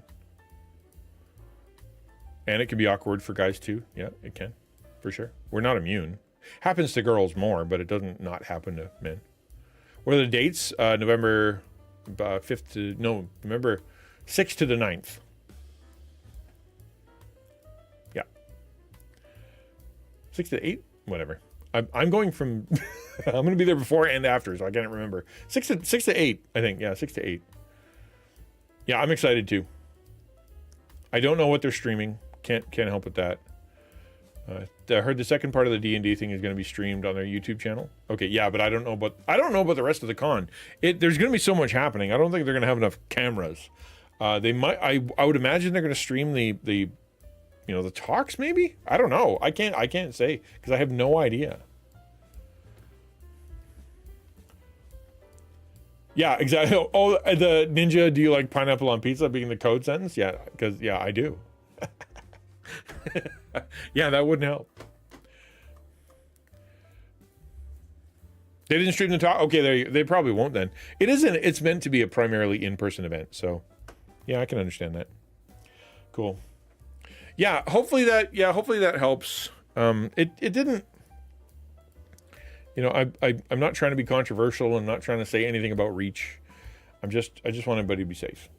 Taco's goal, our goal is to serve the Christian content creator community the best way we can with resources, with networking, with courses, whatever our tagline is that I can't remember now.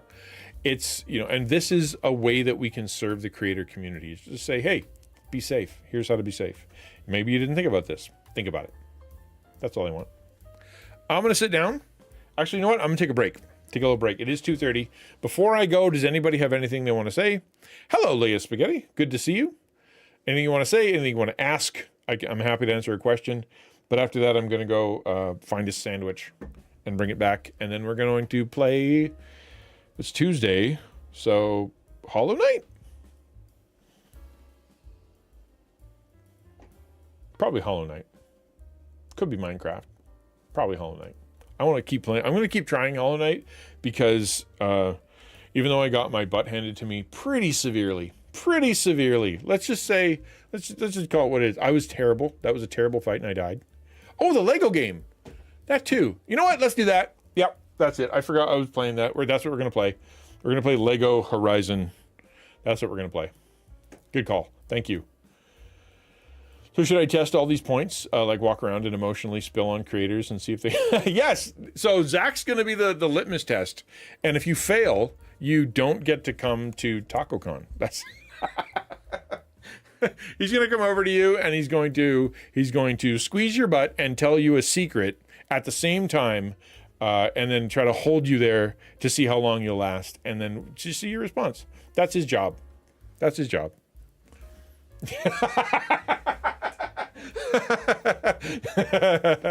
Clip that. Okay, I'll see. Oh, hey, that's his job. Yeah, that's his job. Yeah. He works for a private company, so it's a weird job, but somebody's got to do it. Okay, I'll take a quick break. I'll see you guys real soon.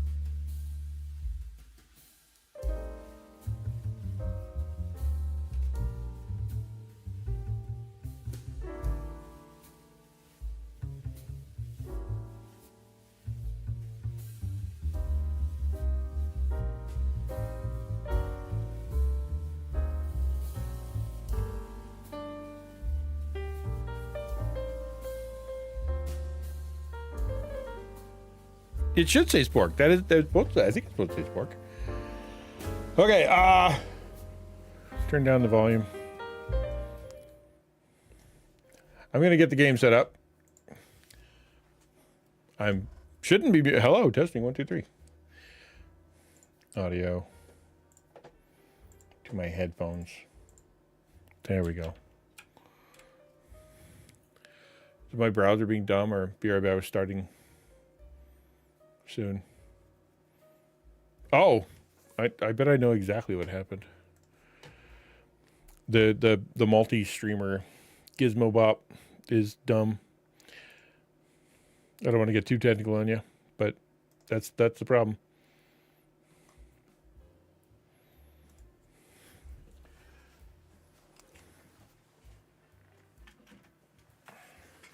Okay, power on. And then that. And then we're going to do this.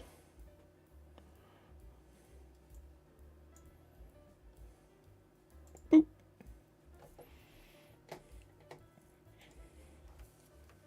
Not working? Why ain't it working?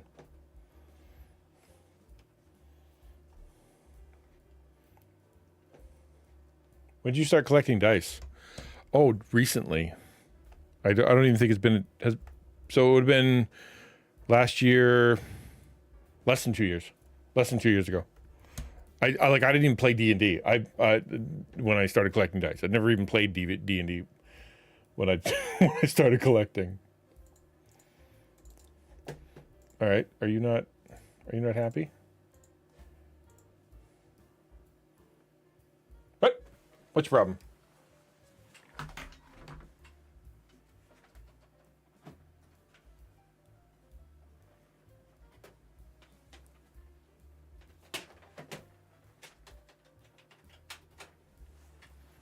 Come on. Oh, that's something. Is it something?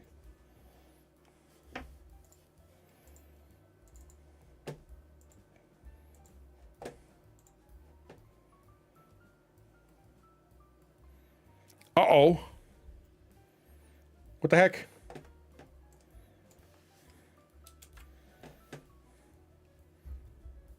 Sorry, guys. Just yeah, sure. What? Yeah. Yeah, I can't do it again. Forgive me. I am trying to... This worked so good last time. It was without a hitch, man. It was perfect. What's your deal, man? There you go. There you go. On.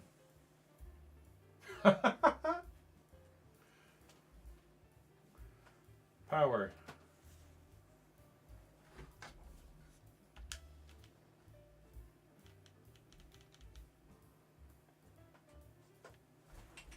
Forgive me. I honestly thought it was going to work. That's why I started my stream. So just give me a second. I apologize.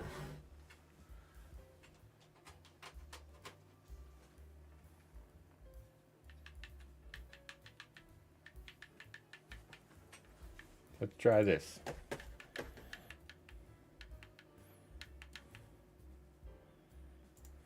Who knows, man? Who knows? Is it the switch? Is it the HDMI cable?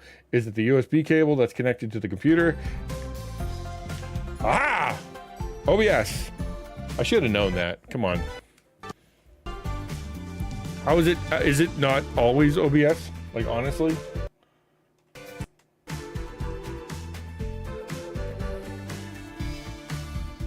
All right, sorry. Tried Rogue. It's very rich. Yes, very, very strong. Said 8 ounces to 1 spoon. They 3 ounces for 24. It's still too strong. Yes, it's yeah. That was actually one of the things I really liked about it, was that it did not mess around when it came to the flavor, man. 1 scoop in like this. That's 40 ounces. That's plenty. Really, truly. Overly broken system? It, you know what? It probably does.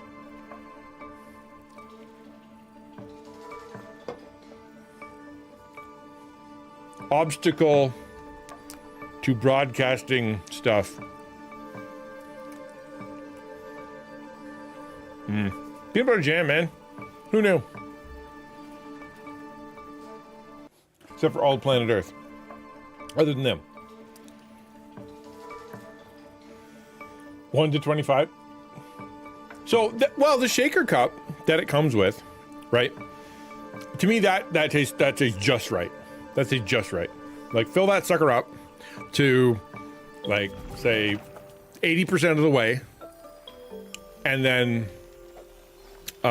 put in your mix, add ice, shake it, and it's perfect. It's way better cold. Oh man, I accidentally called Kirsten mommy. The other hunters are never gonna let me live this. Money, money, money! I'm having a conversation right now about my sponsors. Just some considerations that I wanna have, and Rogue never crossed my mind to, they're great. They really are. They're good to their streamer or good to their creators, and they're fun to be around, and they make a good product, and like they're trying new things. They brought out 2 really cool new shakers, and they're coming out with a new flavor. Like, it's fun to be part of. It's really cool. Hey, Miss Duck, good to see you. Okay, have you heard of the corrupting influence of corruption? I have. Our neighboring group has heard of it, but it only destroys plant life. Okay, make a stand. Okay, I gotta kill corrupt machines. Okay, that should be easy. Kill mini bosses. Defeat as... I need to be a chicken? I'm into that. What's cosplay? Almost said Judah. Sup, Judah? How things in the south? Come into my shop. Couldn't be more south than she is. Outfits for you. I want to be a chicken. Give me that outfit.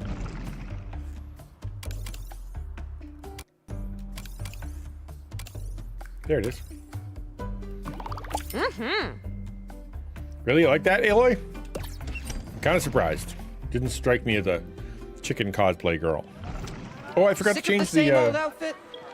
Come on into my shop. Okay, hold on. I forgot to change something.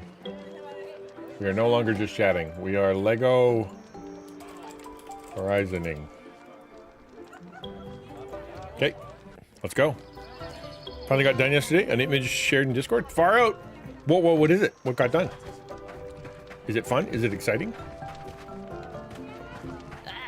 Let's continue the story, because that's what we're here for. That's definitely another metal flower over there, right?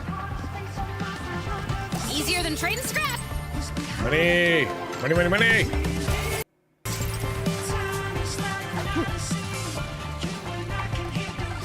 Why are you dancing?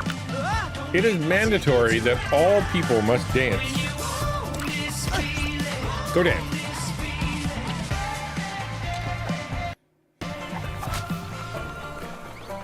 I feel bad about Rogue because most of the flavors I've not been a fan of. Black cherry is nice. Sour candy is okay. Did not like grape popsicle. Really didn't like strawberry hibiscus. Yeah, strawberry hibiscus is a very unique flavor. The grape popsicle tastes like a melted popsicle. Like, if you like grape popsicles, it tastes exactly like that. If that's not your jam, it tastes like purple. Doesn't taste like grape. It tastes like Silence. I've been thinking, if I were a goo monster and I wanted to eat all the trees, I'd spread this corruption stuff fast. Being a mass spreading device.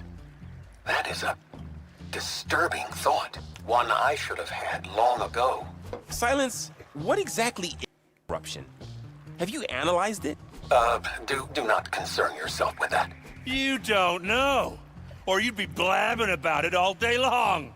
Some concepts are beyond the understanding of mediocre minds. Yeah, like yours. Ah! It doesn't matter what it is. It matters that they're using it to destroy our world. It's got secret plan written all over it. Is it time to smack bad guys around yet? Rocket Pop is good. My favorites are black cherry, blue, and orange. With blood orange is good. I actually, if you go to my website and somewhere on there, I can't remember where, somewhere, is a link to Rogue, and then under that link, it shows my, like, there's a link to my, I think, to my tier list. But I really like it. That's what it should be. You know what? That's a good idea. I'm gonna make that. Yeah, that's a great idea. Give you duck content to share. There you go. Good old duck content.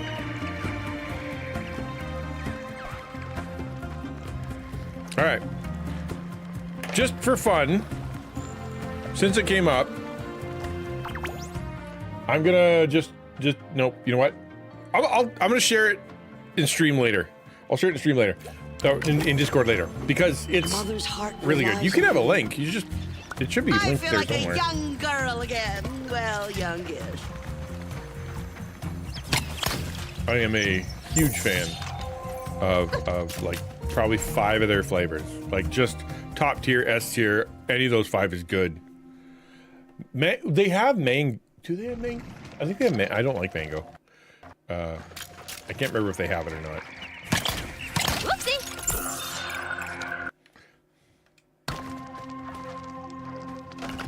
DuckCon, but said DuckCon 4. Yes, when the ducks are at risk, they go to DuckCon 4. Or that's the name of their satellite. I need to remember all the buttons. Not that there are many. Ooh, what are you? Cool. And go. Woohoo! Quick way down. Psych.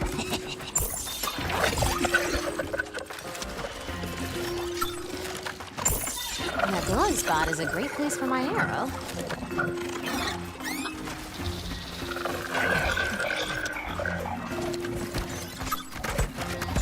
Shattered.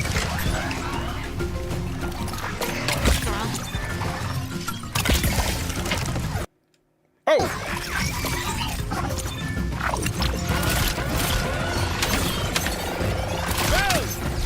I'm gonna die. Whack it now! How you like that shot? Enjoy your headache. Ouch. Ouch. Also ouch. Uh-oh. Wow, I'm getting Another one of those- wrecked. That's the good stuff. Why am I getting so wrecked? Ooh. Not fun. Knocked down.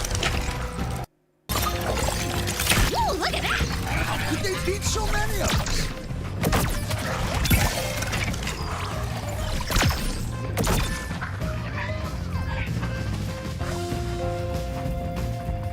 You guys coming over? Come here. Come here. Come here. I fell into the thorns. That can't be good. Oh, I hope that hurt. He better. That guy's super dead. I killed him so hard, man. How do I get up there? That's not where I came from. Interesting. Did I just discover secrets that I hadn't seen before? Let's find out. Did I see the clip? I don't know if exclamation point clip actually works on my screen.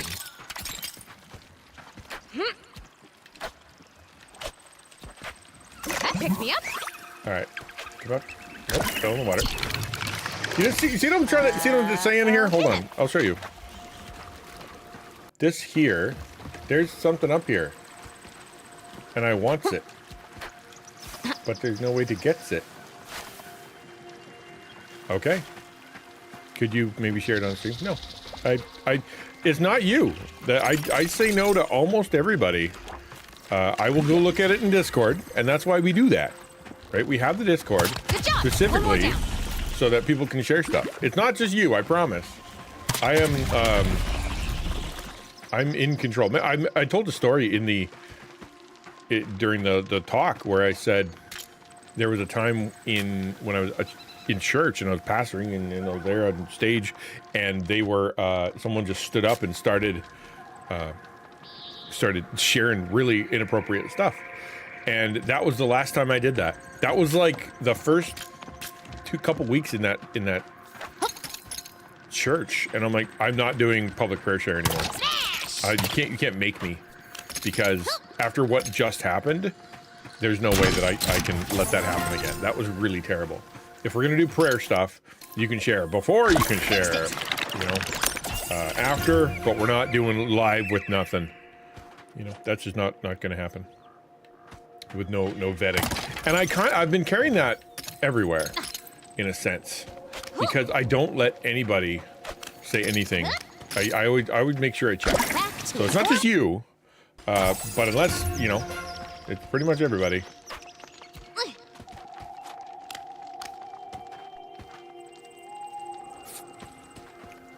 See, that needs context, that particular clip. It needs context. I'll just build this back up.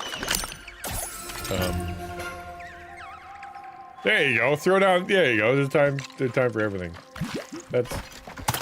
Never gets old. It works.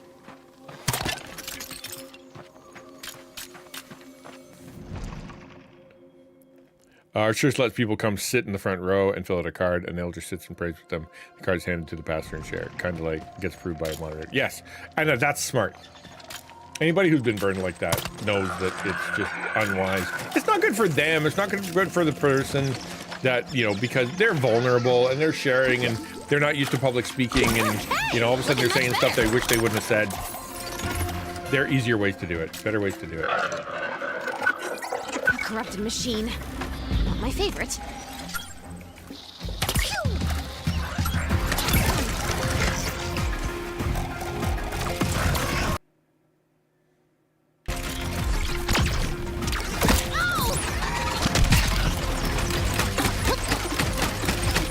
That worked out.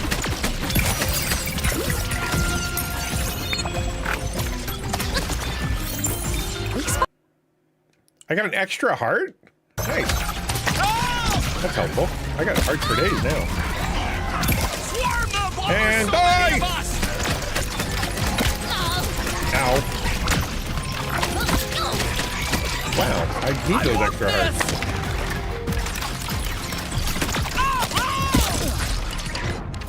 I died. Okay, have a good nap. I can't believe I died, although I was being very reckless.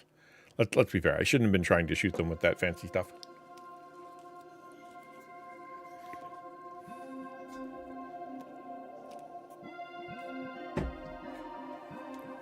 Bye-bye. Sorry, I'm also having lunch. Enjoy the Imagine? I will. Back to its former glory. I will. That's the good stuff.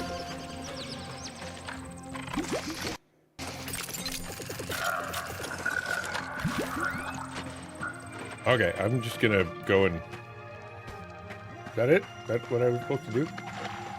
Did I do all the things? No, I did not. Oh, I missed a spot. Who knew? All right, rock and roll. I have a bomb. Okay. Is this breakable?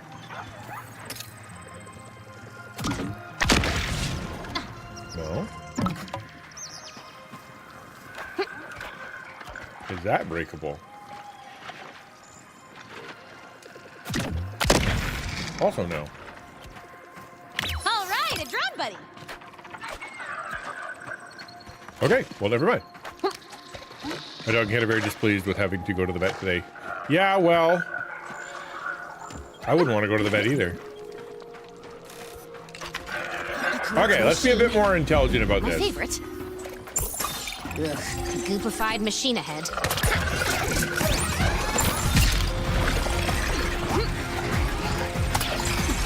Whee!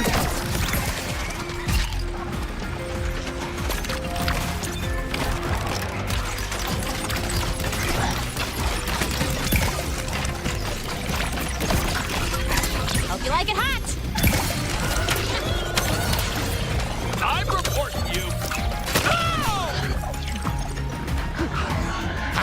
Good job. One more down. Come on! I Look dare who you! took a tumble. Let's go. I figured it out.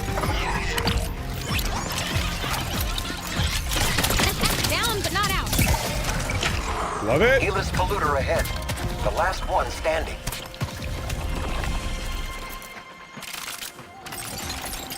I think these are just errors in the code, these purple glowy things.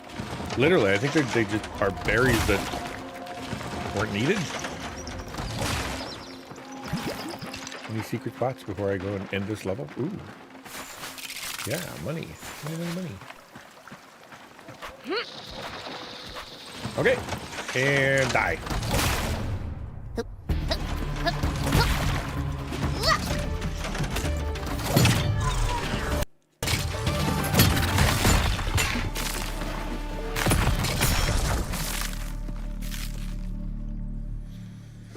Ooh, Helis is gonna be so mad. Huh? Hello? This is where you do your big angry villain thing, remember? Maybe he's busy. He's got all those cultists to manage. Finally got tired of us hanging up on him, more likely.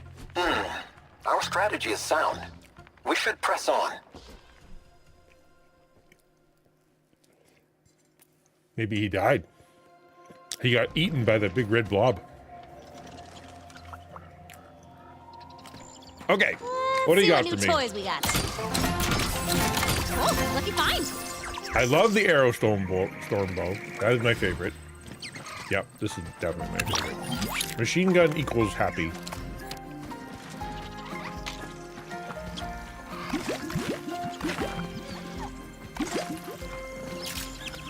All right, later, dude. Thank you for the machine gun.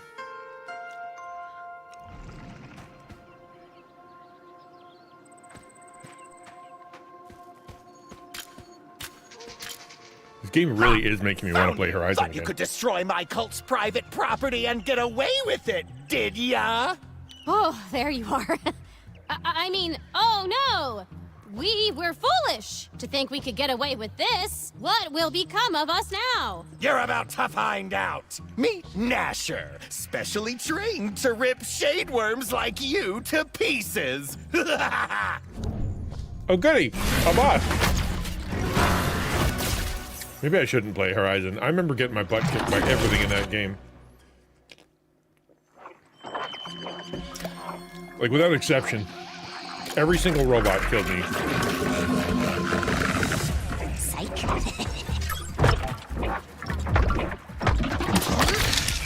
Get him, Gnasher!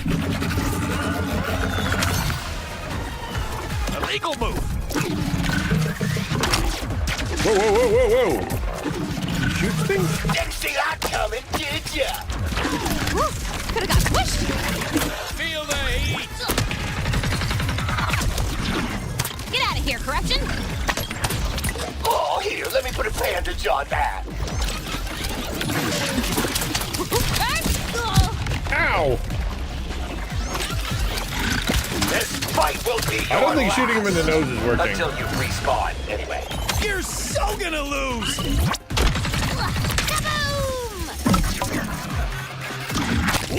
Oh, you can pick those Did up. that hurt? Good.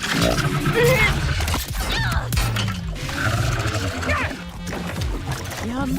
I'm stronger already. I'm gonna keep running Like away. a shade-seeking missile! I'm a chicken, though. Should help the earth heal.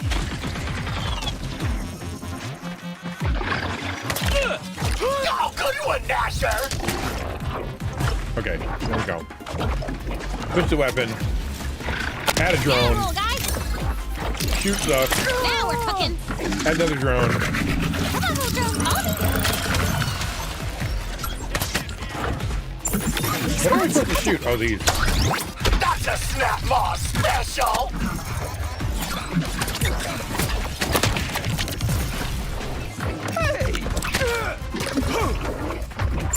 That glowing spot is a great place for my arrow. Ha! You won't survive many of those! Hot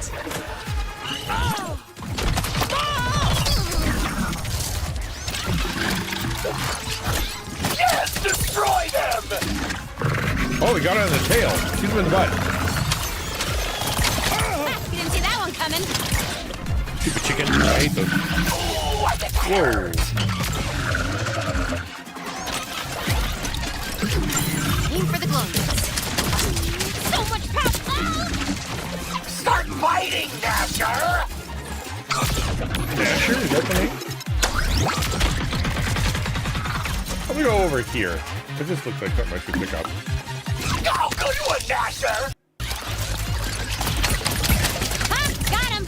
Let's see you does this. Oh, here, let me put a bandage on that. As long as I keep running in circles, it seems to be fine.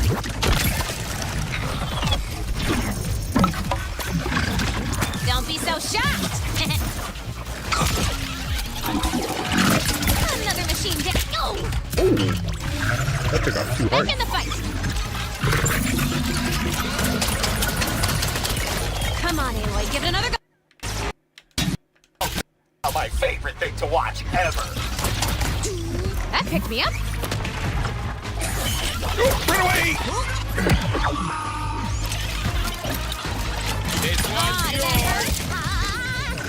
I hate it when that guy throws the bombs at me. It's annoying.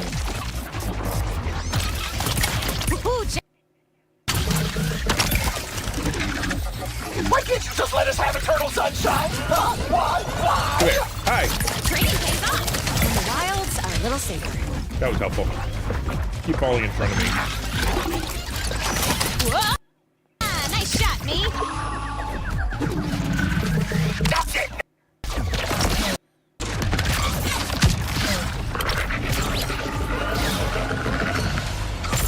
Target right there on the shiny spot. Crush them! Yeah! Back on your little feet!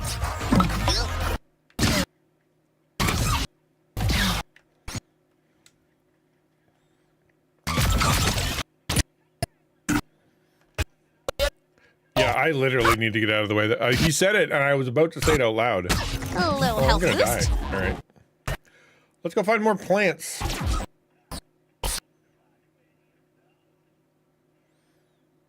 Where are my delicious plants? Removed apart.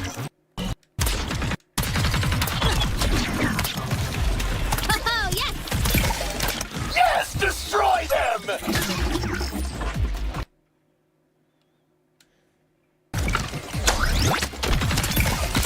Oh! Don't take advantage because he's vulnerable! I'd get real money to have that guy shut up.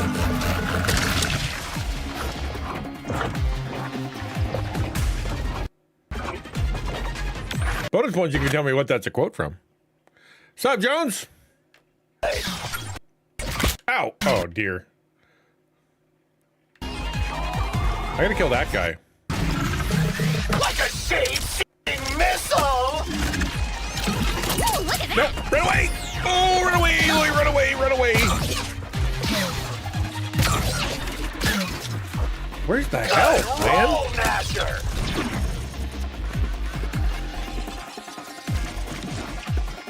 Gotta be somewhere. Shouldn't move on till we finish up here. I know, but I'm kind of in need of some I food. taught him that trick, you know. Get up, Nasher! Get up!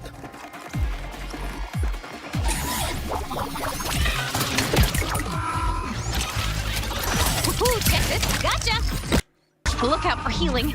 Oh, you're showing too much belly, boy! I am in trouble. I am down to 3/4 heart.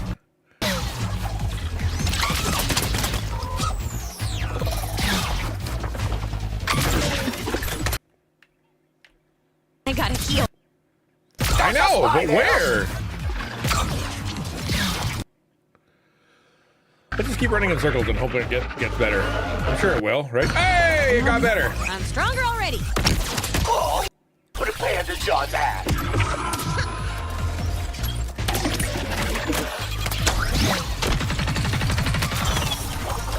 Back on your little feet. Ha! Got him!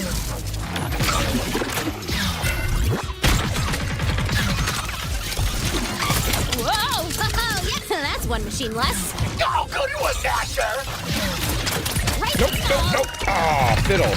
I cannot do this. Training pays off.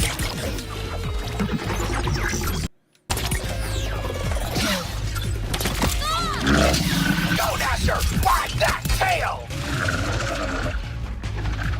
Do the berries grow back? Because if they don't grow back, I'm going to be in trouble. They don't go back. Hit there. Focus knows best. Didn't see that coming, did ya?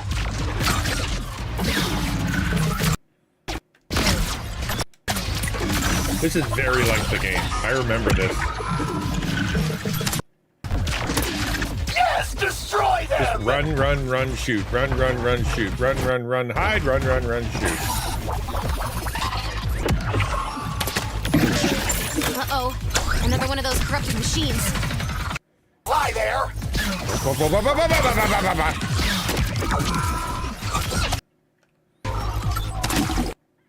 Coming.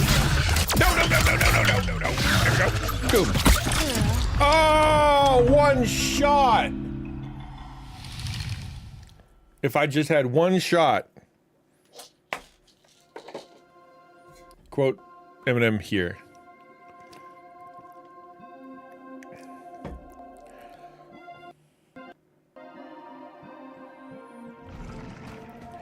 Bummer.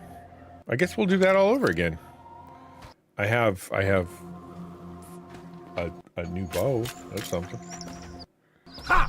Found you! Thought you could destroy my cult's private property and get away?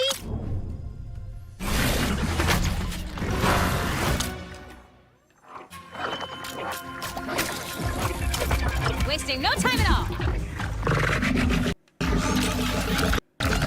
Whoa, weak point still in place. Keep Start biting, sure!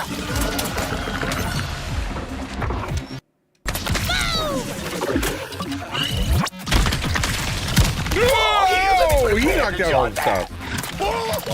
I'm a tornado! Have a blast! Good job. One more down.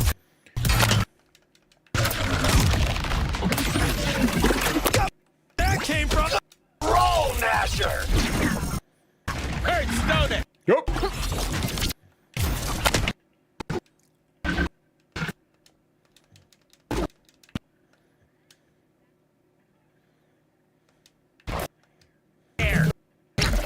Those bombs don't do nothing to him.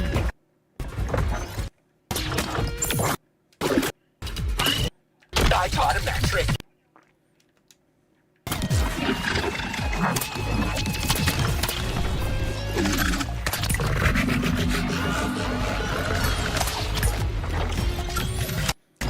You know what? It's annoying. Ha! Fried yourself.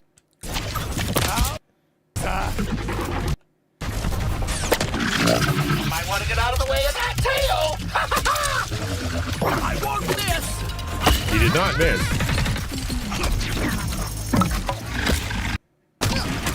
Leave Nasher's belly alone! I know the game is trying to give me a hint to shoot him in the belly. I know that. Oh, yes. Fire without target! Ooh, I bet that hurts!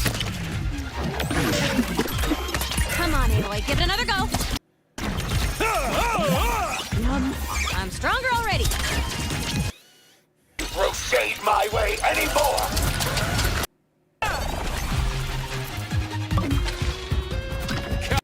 Dipsqueak. Burn, baby, burn. Don't just lie there!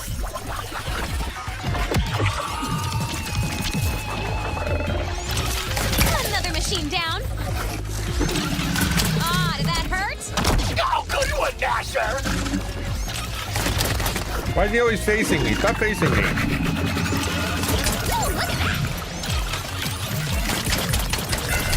Oh, that was a snap. great belly roll!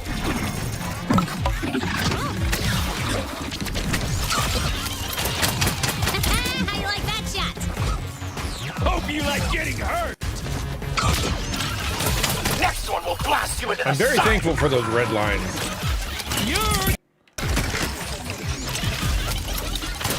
Good hit. Just hit a few more in the same spot. Oh, did that hurt? I'll get you for that! Huh, that weak part isn't so weak. Oh, good one, Nasher! Training pays off. All in the nose, man. Deadly shot. Oh, bomb guy. Freaking bomb guy. Ooh, check this out. Dude! Time to go boom! That's a Snap Maw special! Whoa! Listen, weak point's still in place. Keep boiling on it. One more! Let's go! Yes! Come on, Aloy, give it another go. Alright, why are we still boss music? Why is there still boss music? Tripcaster, mind your step. I earned a cutscene. Where's Helis? We can't let him get away. You can't let him get away.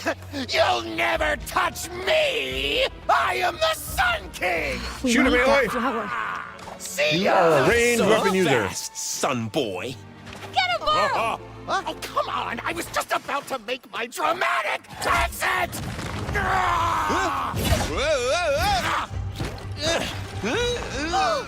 Why do we keep him around? You can do it. Come on. Not this time.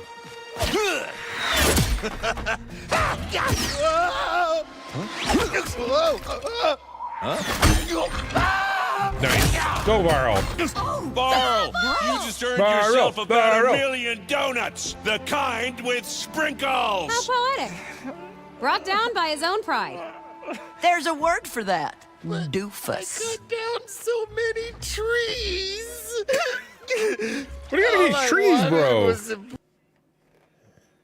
Without shade. Finally. What's his Lego last right piece of- there? Let's hope it still That's funny. works. You're wasting your time. All this nature you love so much, the boss is about to destroy every bit of it. He's on his way to an ancient. And if he gets there, Aaron, that was important plot stuff. Oh, never mind. Silence can figure it out. Let's get this last flower home. He's monologuing. Leave him alone.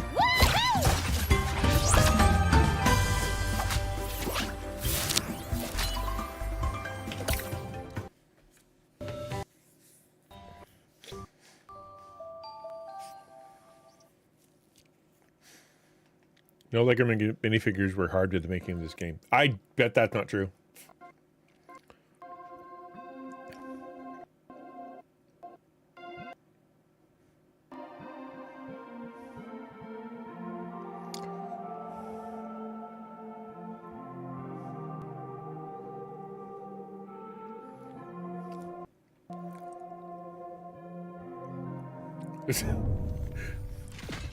I'm waiting for. I'm like, I shouldn't say anything because it's going to be a cutscene, and then I say something, and there's a cutscene.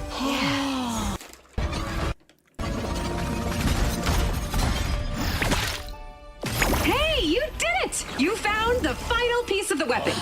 Okay, now listen very, very carefully. All you have to do is definitely do not sandwich. And just as easy as that, you'll have the perfect weapon. What? Oh, come on! No, it can't be. wait. After no, all Aaron. that, we've lost. We all have a little bit of Arl in our in ourselves. Your mother chose you for a reason. You can do this, Aloy. If you don't know what the reason is, I won't tell you. Okay. But there's a very specific reason. I'm doing terrible. No, that one What's up, goes dude? on top. Okay, have a look, man. That's it. That's it. No, that's no, on join. top. Just quick prayer for Hex. So, Lord, thank you for. I'll just say, sup, Lord. Thank you, Lord, that you are good to us. I pray for Crispy that you would help him to be able to see you in what he's going through, be able to find comfort, what he's going through, bring people to him that'll be able to help, and have a unique sense of your presence. Thank you for the troubles we go through, but also thank you for walking with us. You already had someone mention Psalm 23 today, going through the valley of the shadow of death, but you're with us. You comfort us. You prepare a table in the presence of our enemies. Like, you're there, even though the things are difficult. Help Hex see that. Give him wisdom to navigate whatever it is, and peace to be able to to trust you with what he can't control. Amen. Never in my life have I ever said, "Sup, Lord." I don't know why I did that.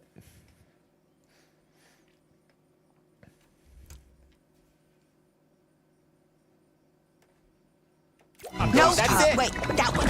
Yes! Yeah, who doesn't enjoy a good soak before a big fight? It's no use. Elizabeth was supposed to tell me what to do. You're Aloy. It has to feel right for you.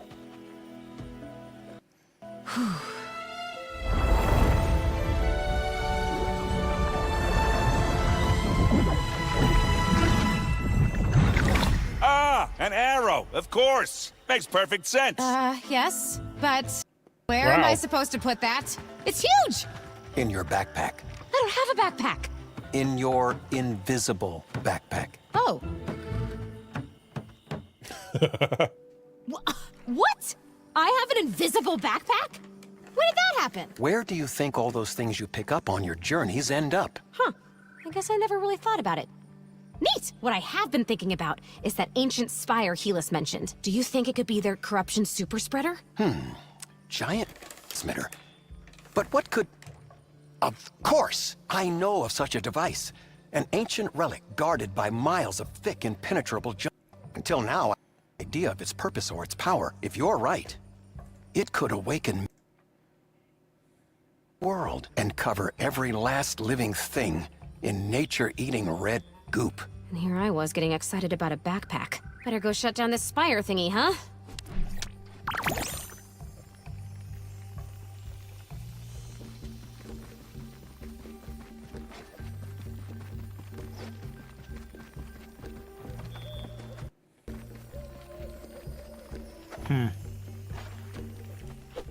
Something goofy with the sound, isn't there? Like with my mic.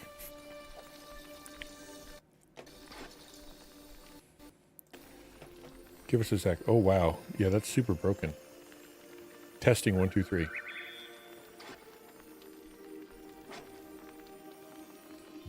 Testing 1, 2, 3. Okay, that's a lot better. Sorry about that, dudes. I didn't realize that all of my gates were broken. Okay, cool. That must have been a really terrible talk. Okay, how about that? Yeah, okay, the compressor's working. Good. EQ? Are you at default? Don't be at default. There. And then a little bit of that. Okay, I'm gonna fix that later. But should sound a lot better now. Shouldn't have as much hiss. Should compress better. Forgive me, I didn't know.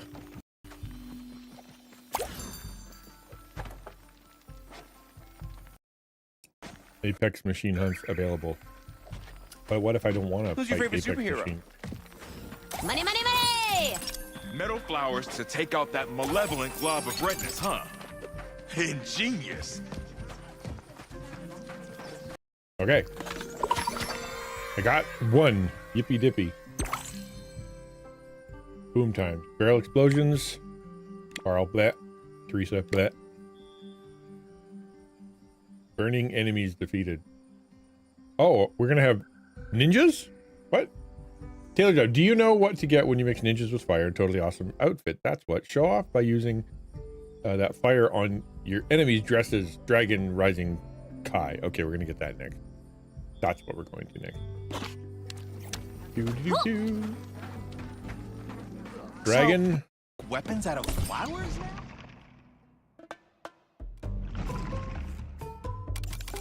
He's a Ninjago. Where's that? Dragon's Rising Kai. That's him. For someone who grew up in the wild, I've got fabulous taste. Yoo-hoo! That's the garment for you. Okay. Now, I'm trying to think what the other thing I'm supposed to do is. Easier than trading scrap.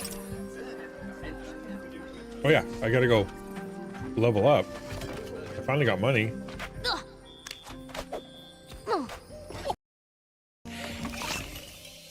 Okay, what do we got?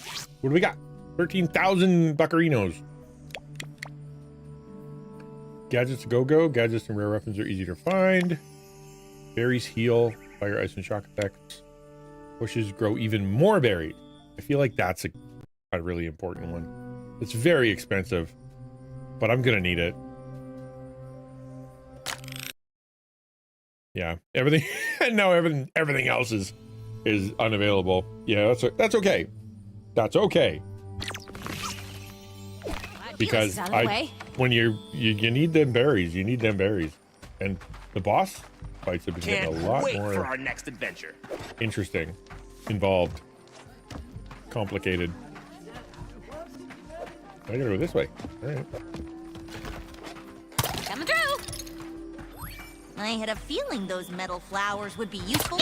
Must have been my adventurer senses tingling.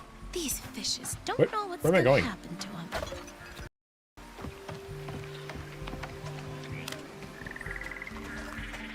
Oh, hey, Keep Aloy. pointing to the right, and here I go.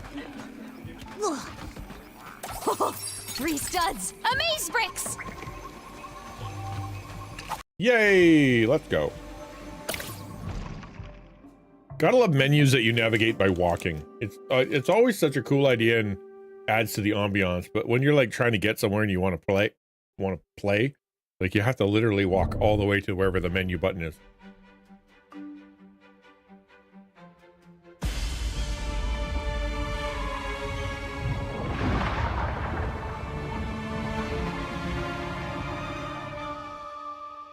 This is definitely the place, Silence. We can see the spire, and from the mess they left, looks like the machines got here first. We still have time. The jungle here is so thick, nature itself has kept them at bay. How can you be sure? They've destroyed everything. It's so horrible. But they haven't sent the signal yet. If they had, this devastation would have spread all over the world. Machines would be eating us as we speak. Well, I vote for us not becoming Snap Maw chum. So let's get moving. Wait, I don't know what's gonna happen out there, but I'm sure glad you're here with me. This would have been much harder without you, and a lot less fun. I love you guys. Aw, come on, group hug. You're worse than my 26 grandchildren. Oh, all right then. And this is why I don't come out with you. Now let's find that big red donut hole and kick the jelly right out of it. Do I have it? I do. I have a flaming... That's helpful. Because that's the only way I can get the achievement. Is if I have a flaming thing.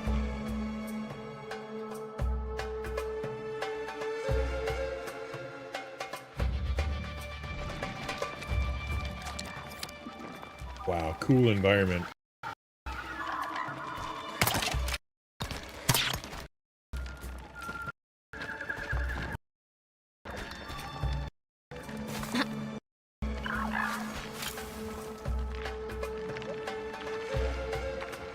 I'm being sneaky.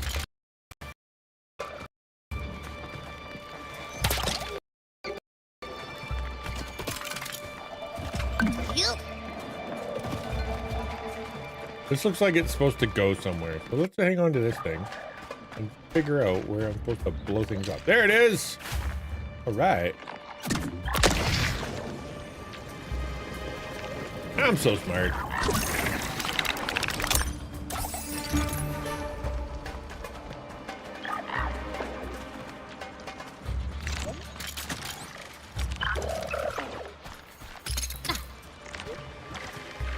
They got the noises in this game so correct. Like it's really cool to play a game, Lego game, based on a different game that I've played. Like it's one thing to do like a movie. The movie is like, okay, you have to take creative licenses and whatever and blah blah blah.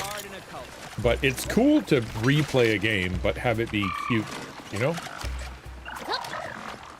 Whoop, that's not the right direction. Where is the right direction?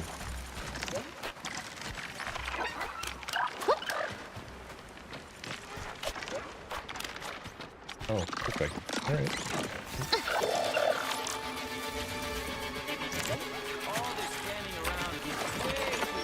Banger!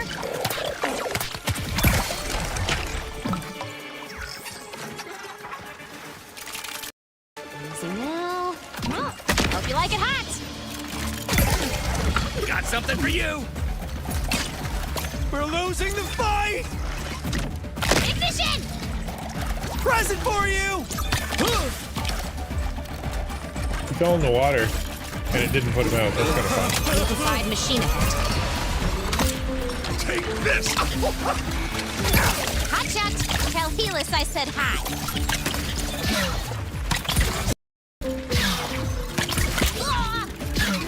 Stop standing in one spot. Oop. They're fast. That picked me They up. didn't used to do that. Now we're cooking. I got it.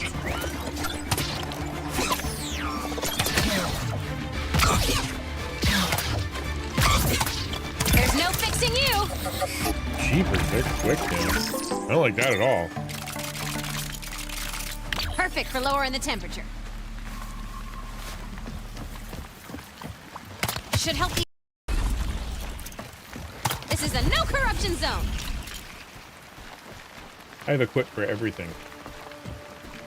I'm equipped with quips.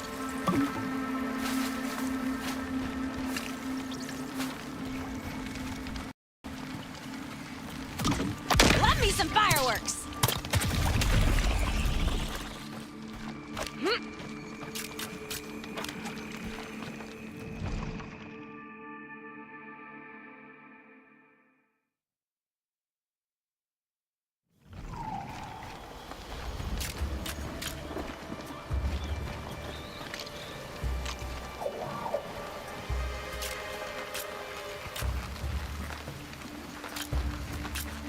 I'm a ninja. All stealthy and stuff. Oh, yes. Always Elemental good to have drone that. is really good because you just hit the button and it kills whatever's in front of you. Very convenient. That was me.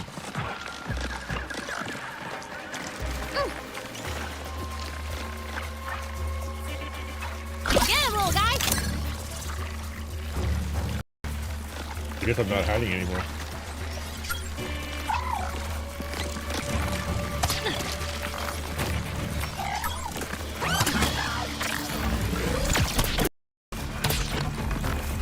A corrupted machine. My favorite. Aw, I always wanted a pet.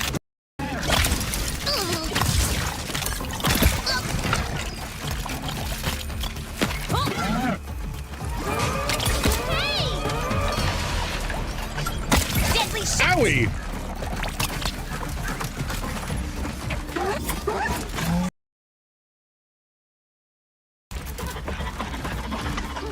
Let's keep a lookout for more gadgets.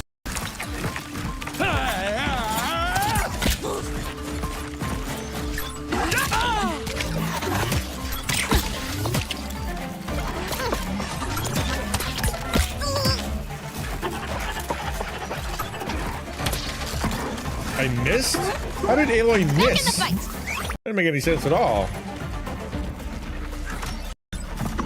Come on, Aloy, give it another go. Wow, they're so much faster now.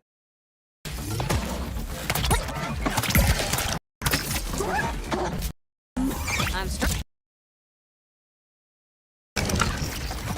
Like, when I was playing before, it would shoot, and then wait, and then shoot, and then wait. But now it just goes pow, pow, pow.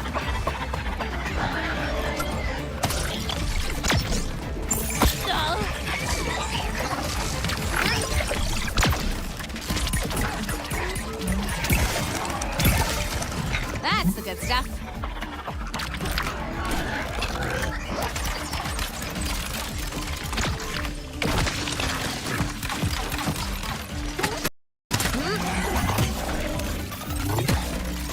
All right, it dropped extra firepower.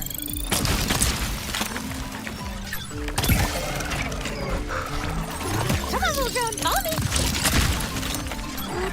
Nothing but pieces. I do love me a drone.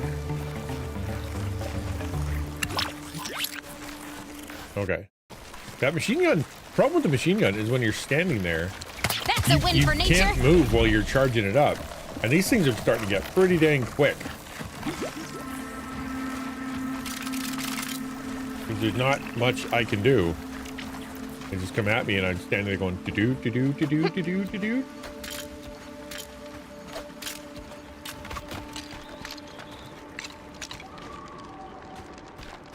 Man, the environment's so cool. I can't imagine building this though. Like, that's a lot of black circles to try to put together.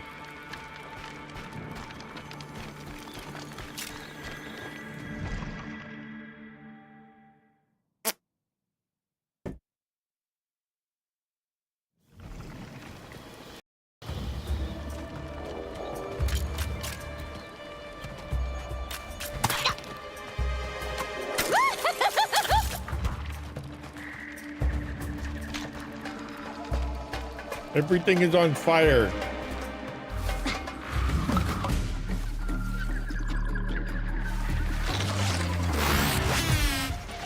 Let's take it. Am I have to fight dubstep? Are you dubstep? Oh, wow. All right. Wrong way. Dagnabbit. Ow. Down it goes.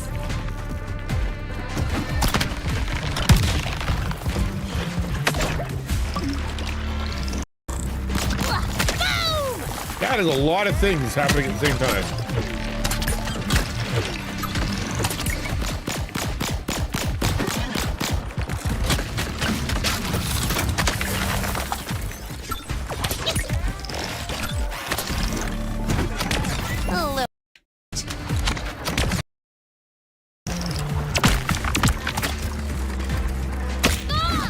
Kind of feels like a trap.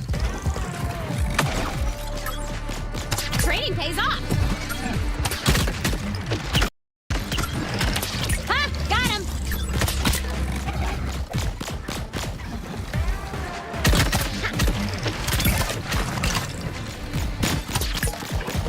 I should move. Gotcha. That glowing spot is a great. Oh! Right in the face, man. That picked me up. Cleaner already. I haven't even done any damage yet.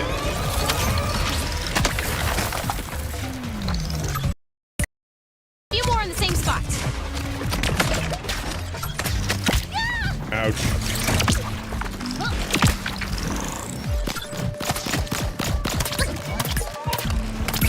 Almost out. Oh. Huh, that weak part isn't so weak.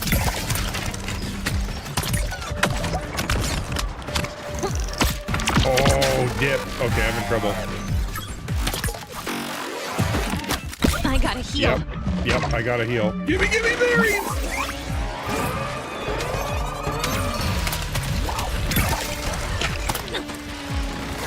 Here I come! There we go. Run, run, run! Weak point still in place. Keep. It's chaos. It's absolute chaos, man.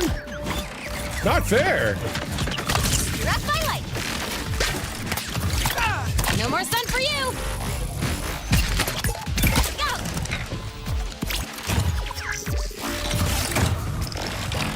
Okay. I need more berries. I'm literally gonna die. Whoops! I got a bad feeling.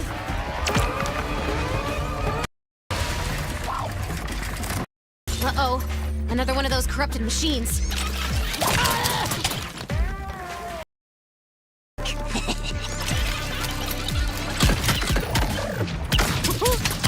That's one machine less.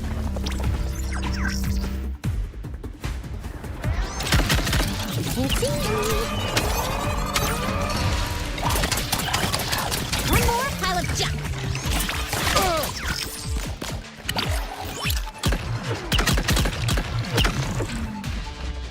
Oof. How you like that shot? Whoa, twist it. Oh, did that hurt?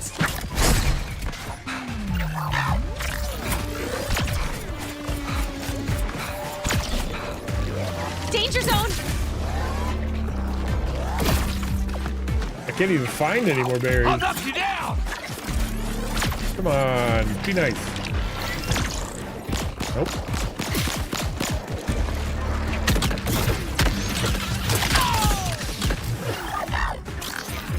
Ooh, corruptors.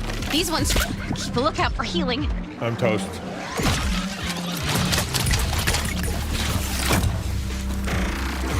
Three-quarters of a heart. That's what I've got.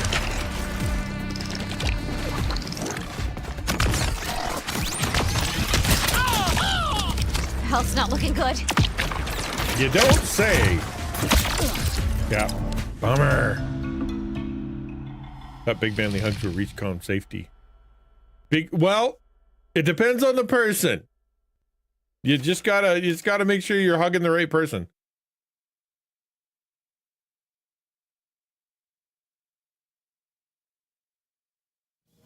Some people really like the hugs.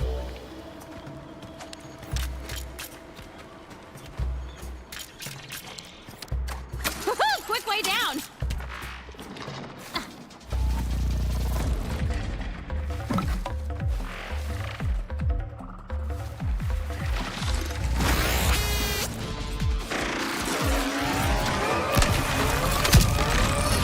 Bummer.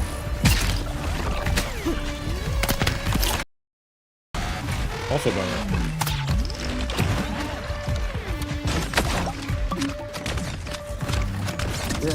Nice to meet ya.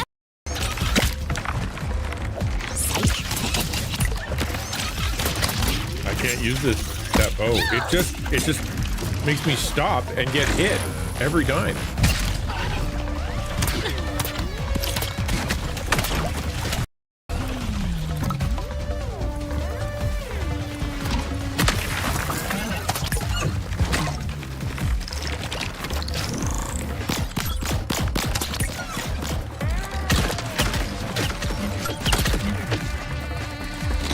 Good hit.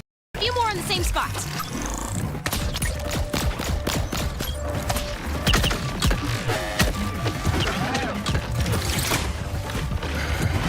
Danger zone.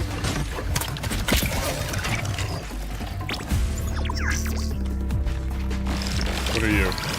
Ooh, a decoy. Just the trick to keep up my yum. I'm stronger already. That picked me up. Tim, ow!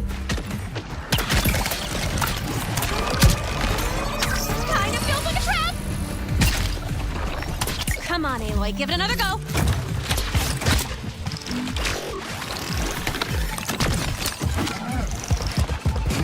That's the good stuff. What hit me? I legitimately don't know what just hit me. You like it hot?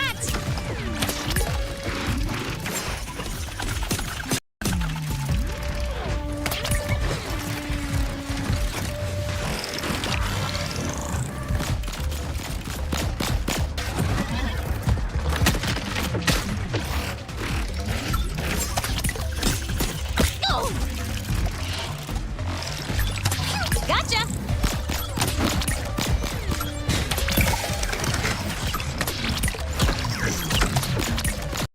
Away!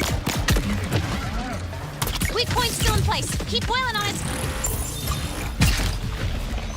Huh, that weak part isn't so weak.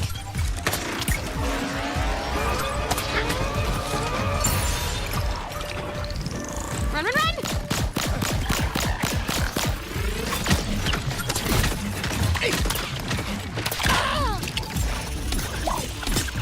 Whoa, that was close. A little health boost.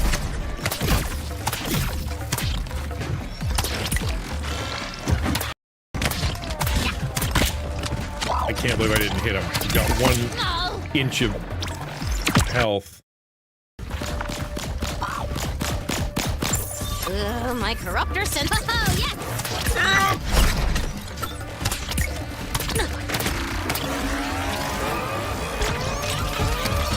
Ooh, check this out.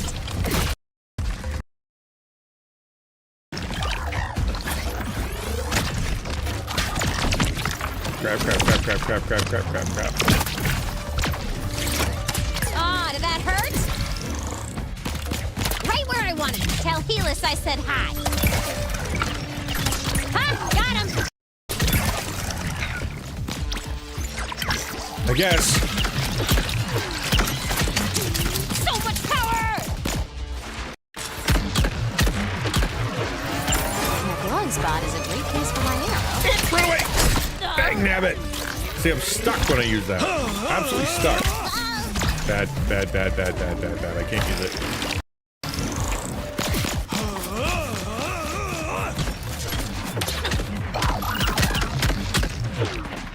Thank you. Back in the fight!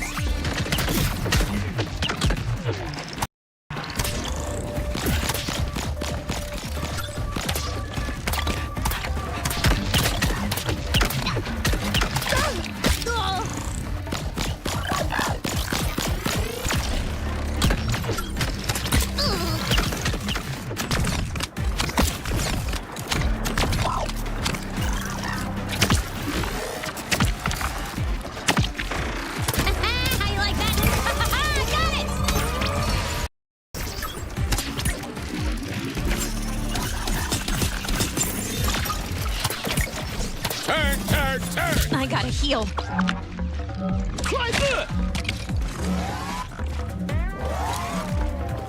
I gotta heal, but where?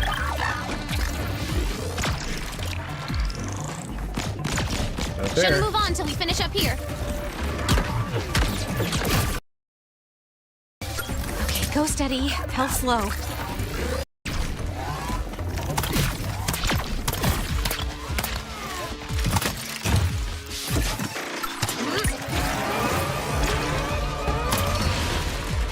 Oh, that's bad. Health's not looking good. And I just got an extra heart, like literally Leave things moments ago.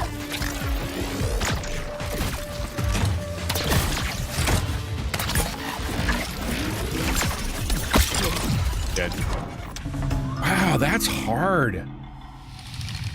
I wonder what I'm doing wrong though. Like legitimately, there's got to be a thing that I'm doing. Obviously. That is I'm just running in circles. I'm trying to shoot him. Maybe I should just ignore the bowls and everything altogether and only shoot at him. Let's see if that works. Maybe not use all of the environmental stuff right away.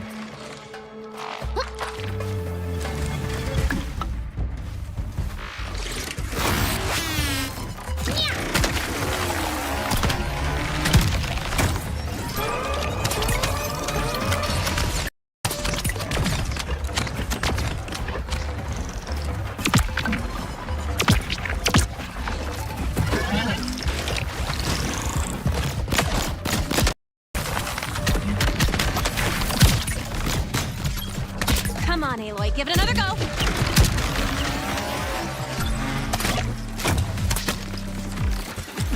Get out of here, corruption.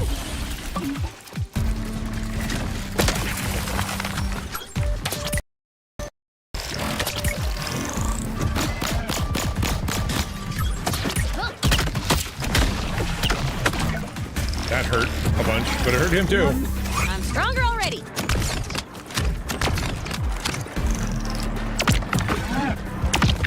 Hide behind stuff, maybe?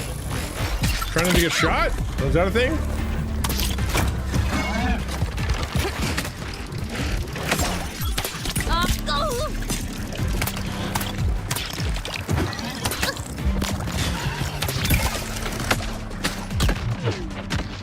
What other environmental stuff can I do?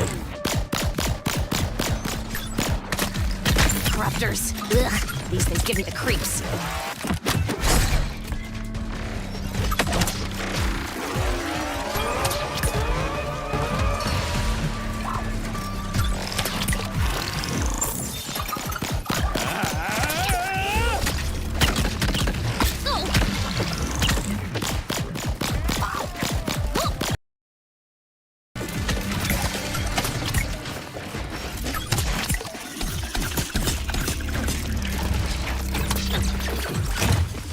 Oh, there it is. Gotcha. me. Guess that puts an end to your sunbathing.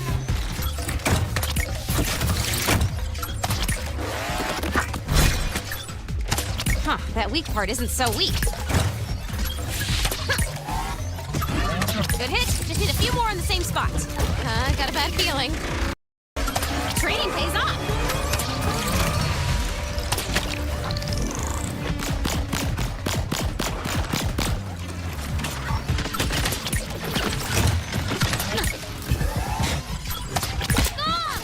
Dang it.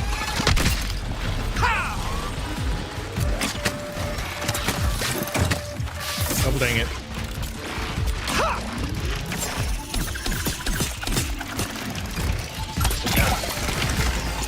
Get out of my face. Wow. That is the secret. Just completely ignore the guy who's Few uses left. like everybody else except for the boss. Just run around like a crazy person and only shoot him. Cool. Back in the fight. I didn't even use very many berries. I feel smart about that. It is a very cool game, Just Jay. It really is. I'm a big fan of Horizon, and because I played it, it's definitely in my like top 5 games of all time. And so when I saw this, I thought this is really cool, and then I completely forgot that it was around. And then I saw it on sale at Walmart, and I'm like, oh yeah, that exists. I totally want to play that, and I've enjoyed it so much. It is the game loop can get a little repetitive because it's really like go to an area, fall into some grass, shoot the dinosaurs, repeat, and which is fine. But the story's all right. The jokes are kind of funny. The outfits are cute. You can build a little town. Like it's still pretty good. And very benign when it comes to anything bad, right? There's nothing to complain about here. Cool environments too. It was asking for it. See? Now I'm over here. Now I find Another this. great landing.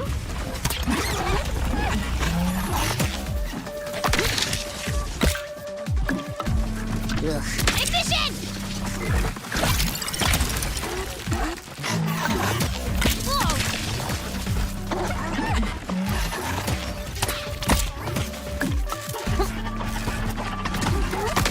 Fried your circuits! These guys are a pain.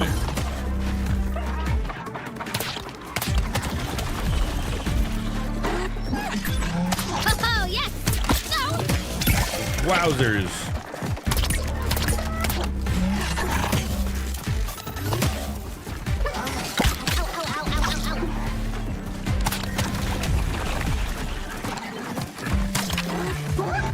You have to charge it up. You can't use the freeze until you've charged it. Yep. There's no fixing you!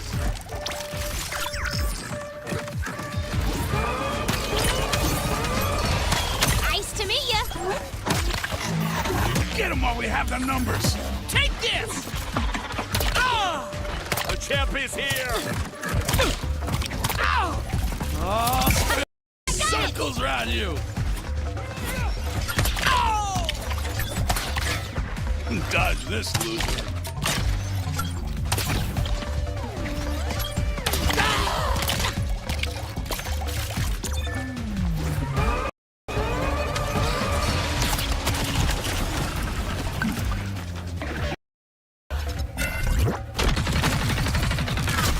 Oh, great.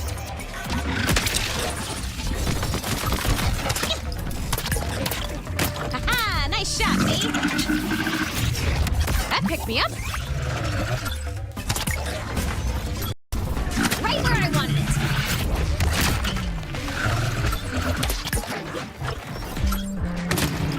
That glowing spot is a great place for my arrow.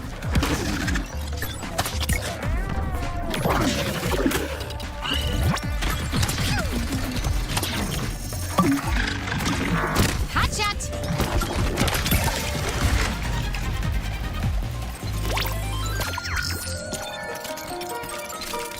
Hey, look at that. That felt like I actually did that on purpose.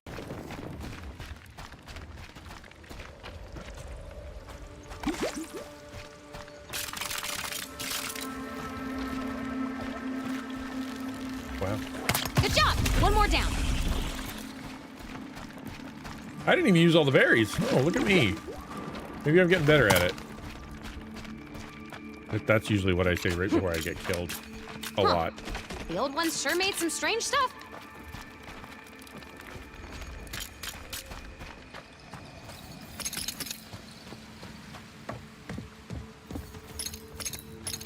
Wow, that's a long way down.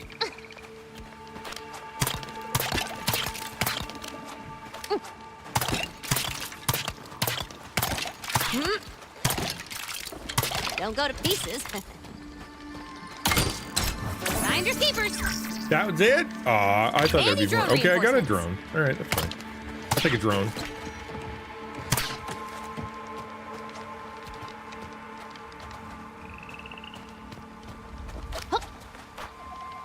Long walk for a drone, though.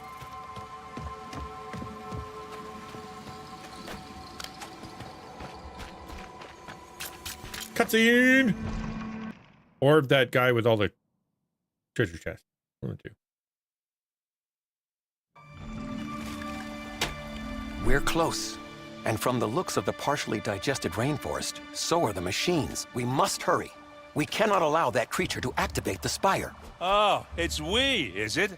What are you gonna do? Play your music real loud and hope it dances itself to death? A well-chosen song could indeed prove useful. But we should stick with the weapon we've worked so hard to assemble. Yeah, about that. Just how are we supposed to shoot Elizabeth's giant arrow? It's not like we have a giant bow. We can make one. Look at all the stuff we've built so far.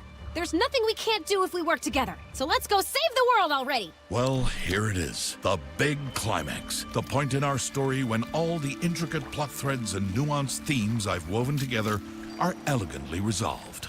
Well, there's a big fight, anyway.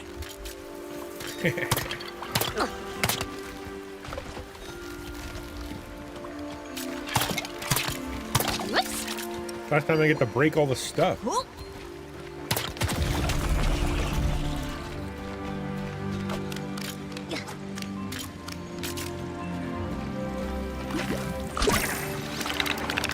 But this is the last level. That could be good.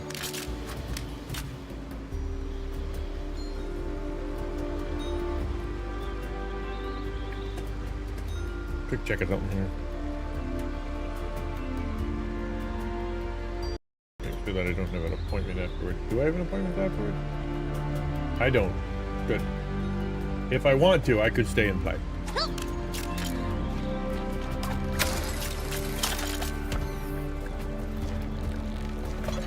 That was intentional.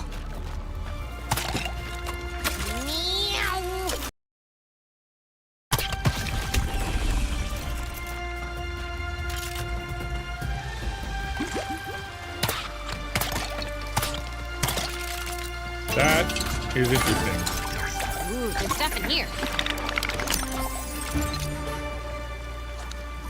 Alright, that's a freeze bow. I get flame bow. Alright. Yeah. Flame bow's where it's at.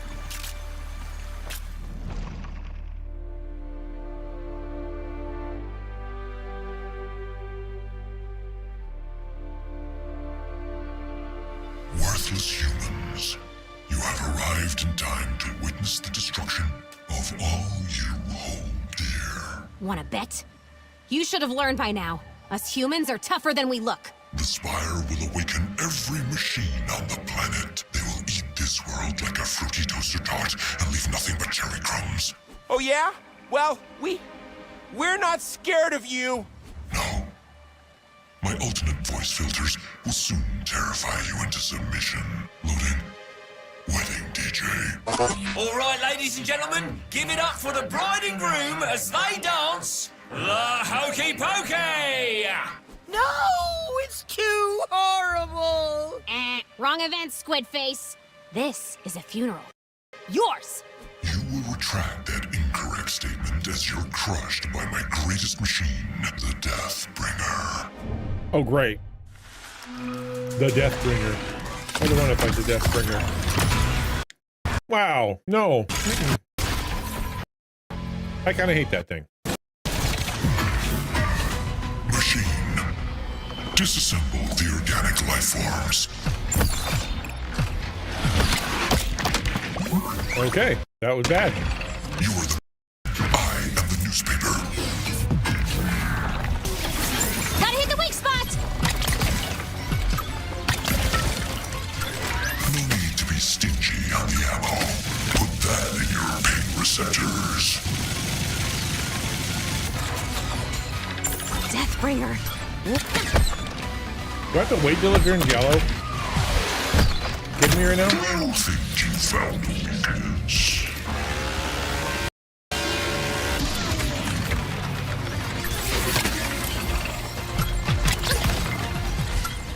Your persistence is annoying. Okay.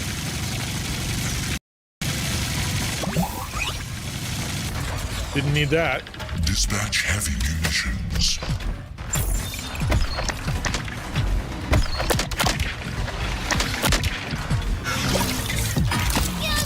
You will become blue.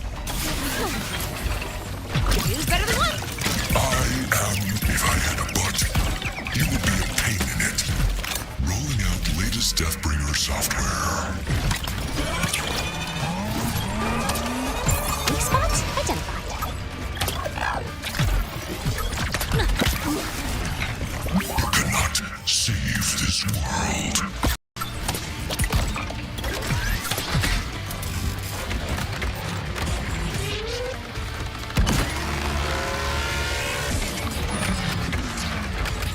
Open fire. Whoop. A little health boost. This is a no corruption zone. Stop doing that. Huh, that weak part isn't so weak.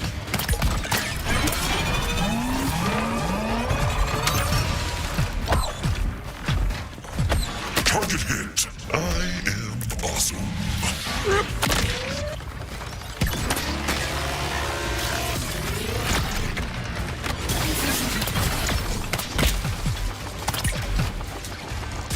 Get out of my way!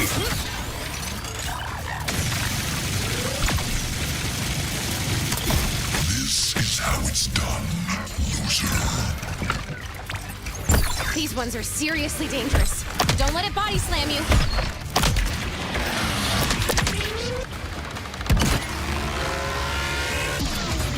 Crunch time! Stand still. You won't feel a thing.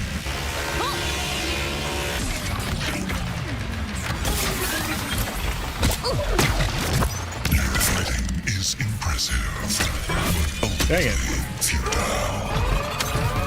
Only get one at a time.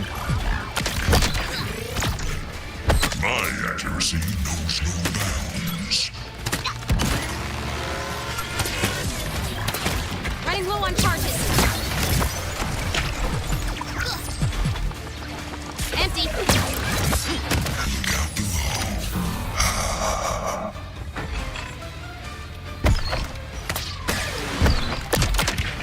Run around like a Time for some laser surgery.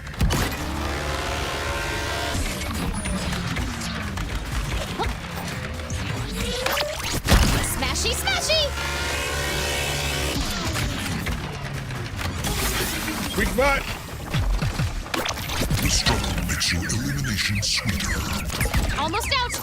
Arg, quit it. If I could feel, that would Wow, he's only half dead too. That's the good stuff.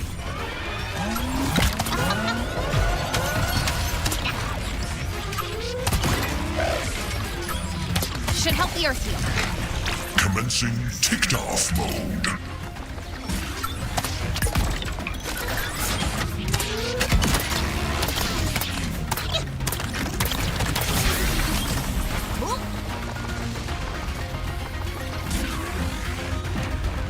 Look into the pretty I keep missing when he's got his knees out.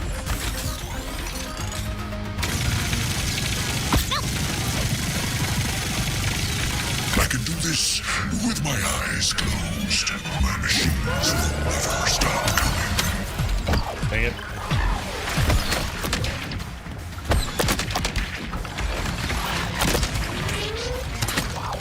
This is how it's done, loser.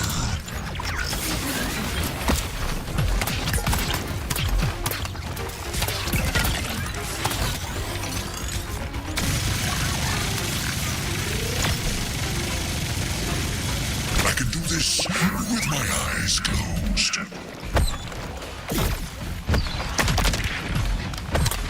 Oh, I fell off the edge. Dang it. Okay then. Advanced laser system activated.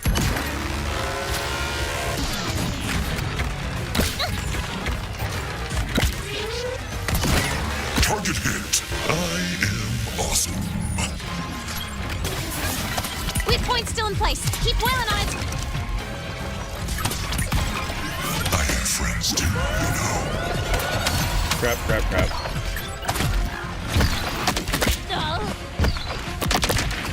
Fortunately, he hurts his friends.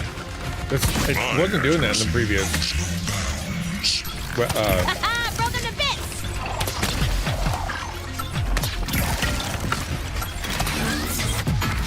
Stuff's in the way, man. Missiles engaged.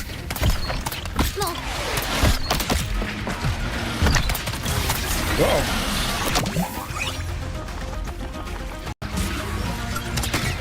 Crap! On our side. Reinforcement protocol. Jeepers!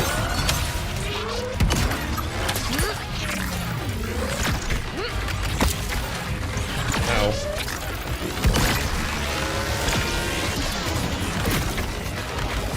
Look into the pretty lights.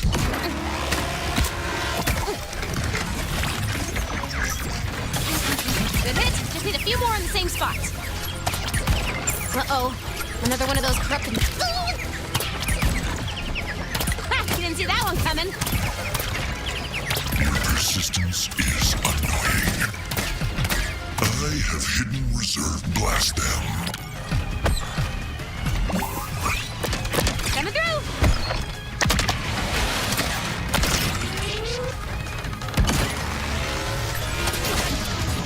I gotta knock him down one more time. I gotta hit all those legs again.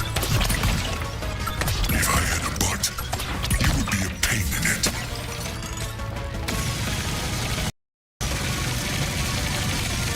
Thank you for the lurk. Do you like numbers? Here are more of them.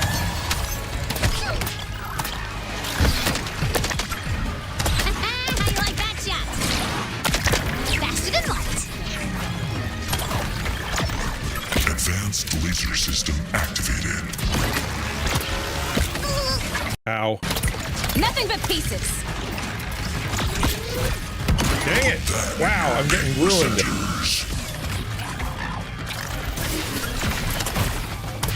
Get out of the way. Yeah, and then he'll summon more and they'll get in the way. Dagnabbit. Time for some laser surgery. Come on, Aloy. Give it another go. Your fighting is impressive, but ultimately futile.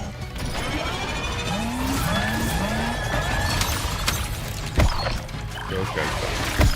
I can do this with my eyes closed. Oh, I fell off again. Huh. Feels like I've been here before. The struggle makes your elimination sweeter. No. Arg, quit it. I always wanted to kill. Got him. Those drones are in. Oh, I didn't get any money. No. Oh no! I just hit the button instinctively and I didn't get a dime. It was like a huge pile of gold. Wow. Bummer. That was a bummer. We did it! Shouldn't let you do that. This is not over. Dingleberries.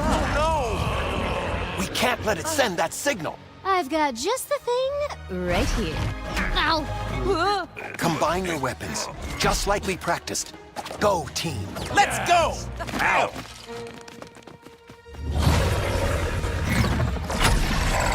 Okay. There. In there. You're gonna be too late!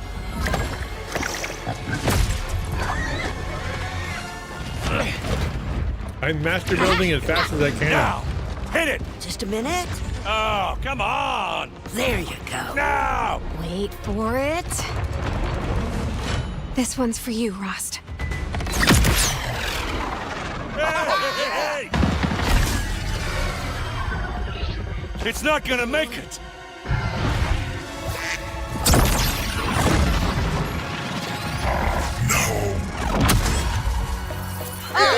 Never doubt grandma power. Told you humans were tougher than we looked.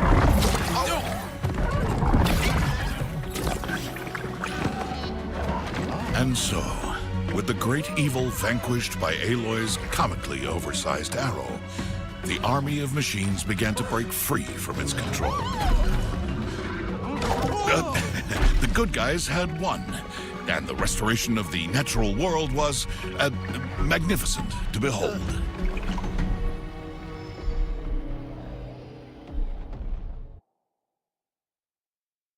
Yay! I won. I beat the game. And then you go to the how far have you progressed in the game menu, and it says half. Because there's a lot of side stuff you can do.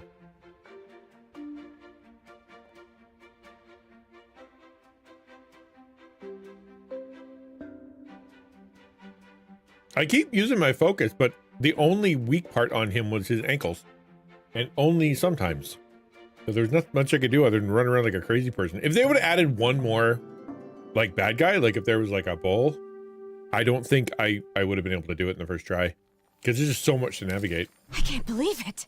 It's really over, isn't it? Thanks to you, my child. But as one quest ends, another begins. Preparing for the greatest party in the history of Mother's heart. I can't wait. But first, there's someone I need to say goodbye to. Hello? Elizabeth? I guess you're gone for good. You know, when I met you, I really hoped I'd found my mom. That's dumb, right? You'd be like, what, 1,000 years old? Put me down, you wingnuts. I am not We'll dancing. see about that. You can't make me. Come on, Aloy, don't miss the party. But it's okay. I have a home now. Family. I sure did want to say, I love you, Mom, to someone. Like my actual mom, not Rost in his frilly apron. But that's never gonna happen. So, bye. Mom, protocol enacted. My dear! I love you, Mom, is of course the password. I knew you'd figure it out. A hidden message. If you're hearing this, it probably means the world is safe. Hooray! And you realized we share more than just our good looks. You are a part of me, created from a strand of my hair. Just some amazingly tricky science that lets you create new life. I'll tell you all about it someday. So we are related? You really are my mom? Now, I have 2 questions. 1, would you mind if I called you daughter? And 2, can we have a hollow hug? How's that work? I love you, Mom. Aloy, you gotta see this. Tirsa's dancing. Now go celebrate. I will be here whenever you need me. And don't you stay out too late, young lady. Yes, Mom. Come on.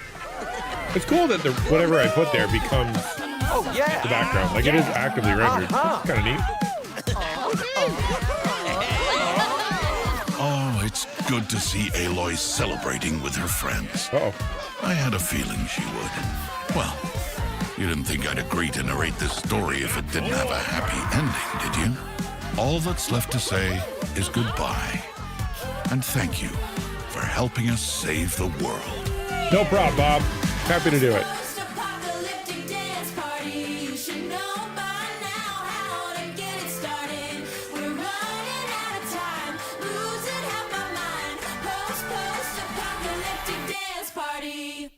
Post-apocalyptic dance party, this song. I kind of like it. Yay! Thank you for playing. Still malfunctioning machines to defeat. Challenge to complete, bricks to get. Cool. I can do stuff. I'm not gonna do stuff, but I could if I wanted to. That's what's important. 56%. Yeah, that's funny. I beat the game, and I'm a little over half done. But you know what? That's okay. I'm not a 100% completionist guy. I don't think I ever will be. Because sometimes that last few percent can get you kind of nuts. So, I'm not... I just ask any completionist, right? It's like they're at 99.99. Or actually, these days, more like that, they're 109. And they're looking for, number 110. All right. Let's rate out. Thank you very much for being here, dudes. I really do appreciate it. I will be back tomorrow. Almost certainly. Almost certainly? Almost certainly. You never know. But I will, we're going to come back tomorrow's Wednesday, so that means Community Day. Maybe I'll have something to say. Maybe I won't. I don't know. I got 3 hours sleep last night. So if I don't sleep tonight, I may not have much to say tomorrow. We'll see. We'll see. I'm going to try to edit that video up the one we did today about safety at ReachCon, and I'll put that out at on the YouTube channel. So, once it shows up, let people know. That'd be great. Until then, I think we're gonna raid out. I'm gonna raid out too. I don't know. I never know. Here, I don't know. I don't know. How about MC Wolfcat? She's cool. She's cool. Come say hi. She's starting soon. I apologize that she's starting soon. Maybe it'll be a nice surprise when she comes back from the bathroom. Presumably. The last 5 minutes, that's where you got to go, right? Thank you for the raid stuff. I appreciate it. And yeah, see you later, dudes.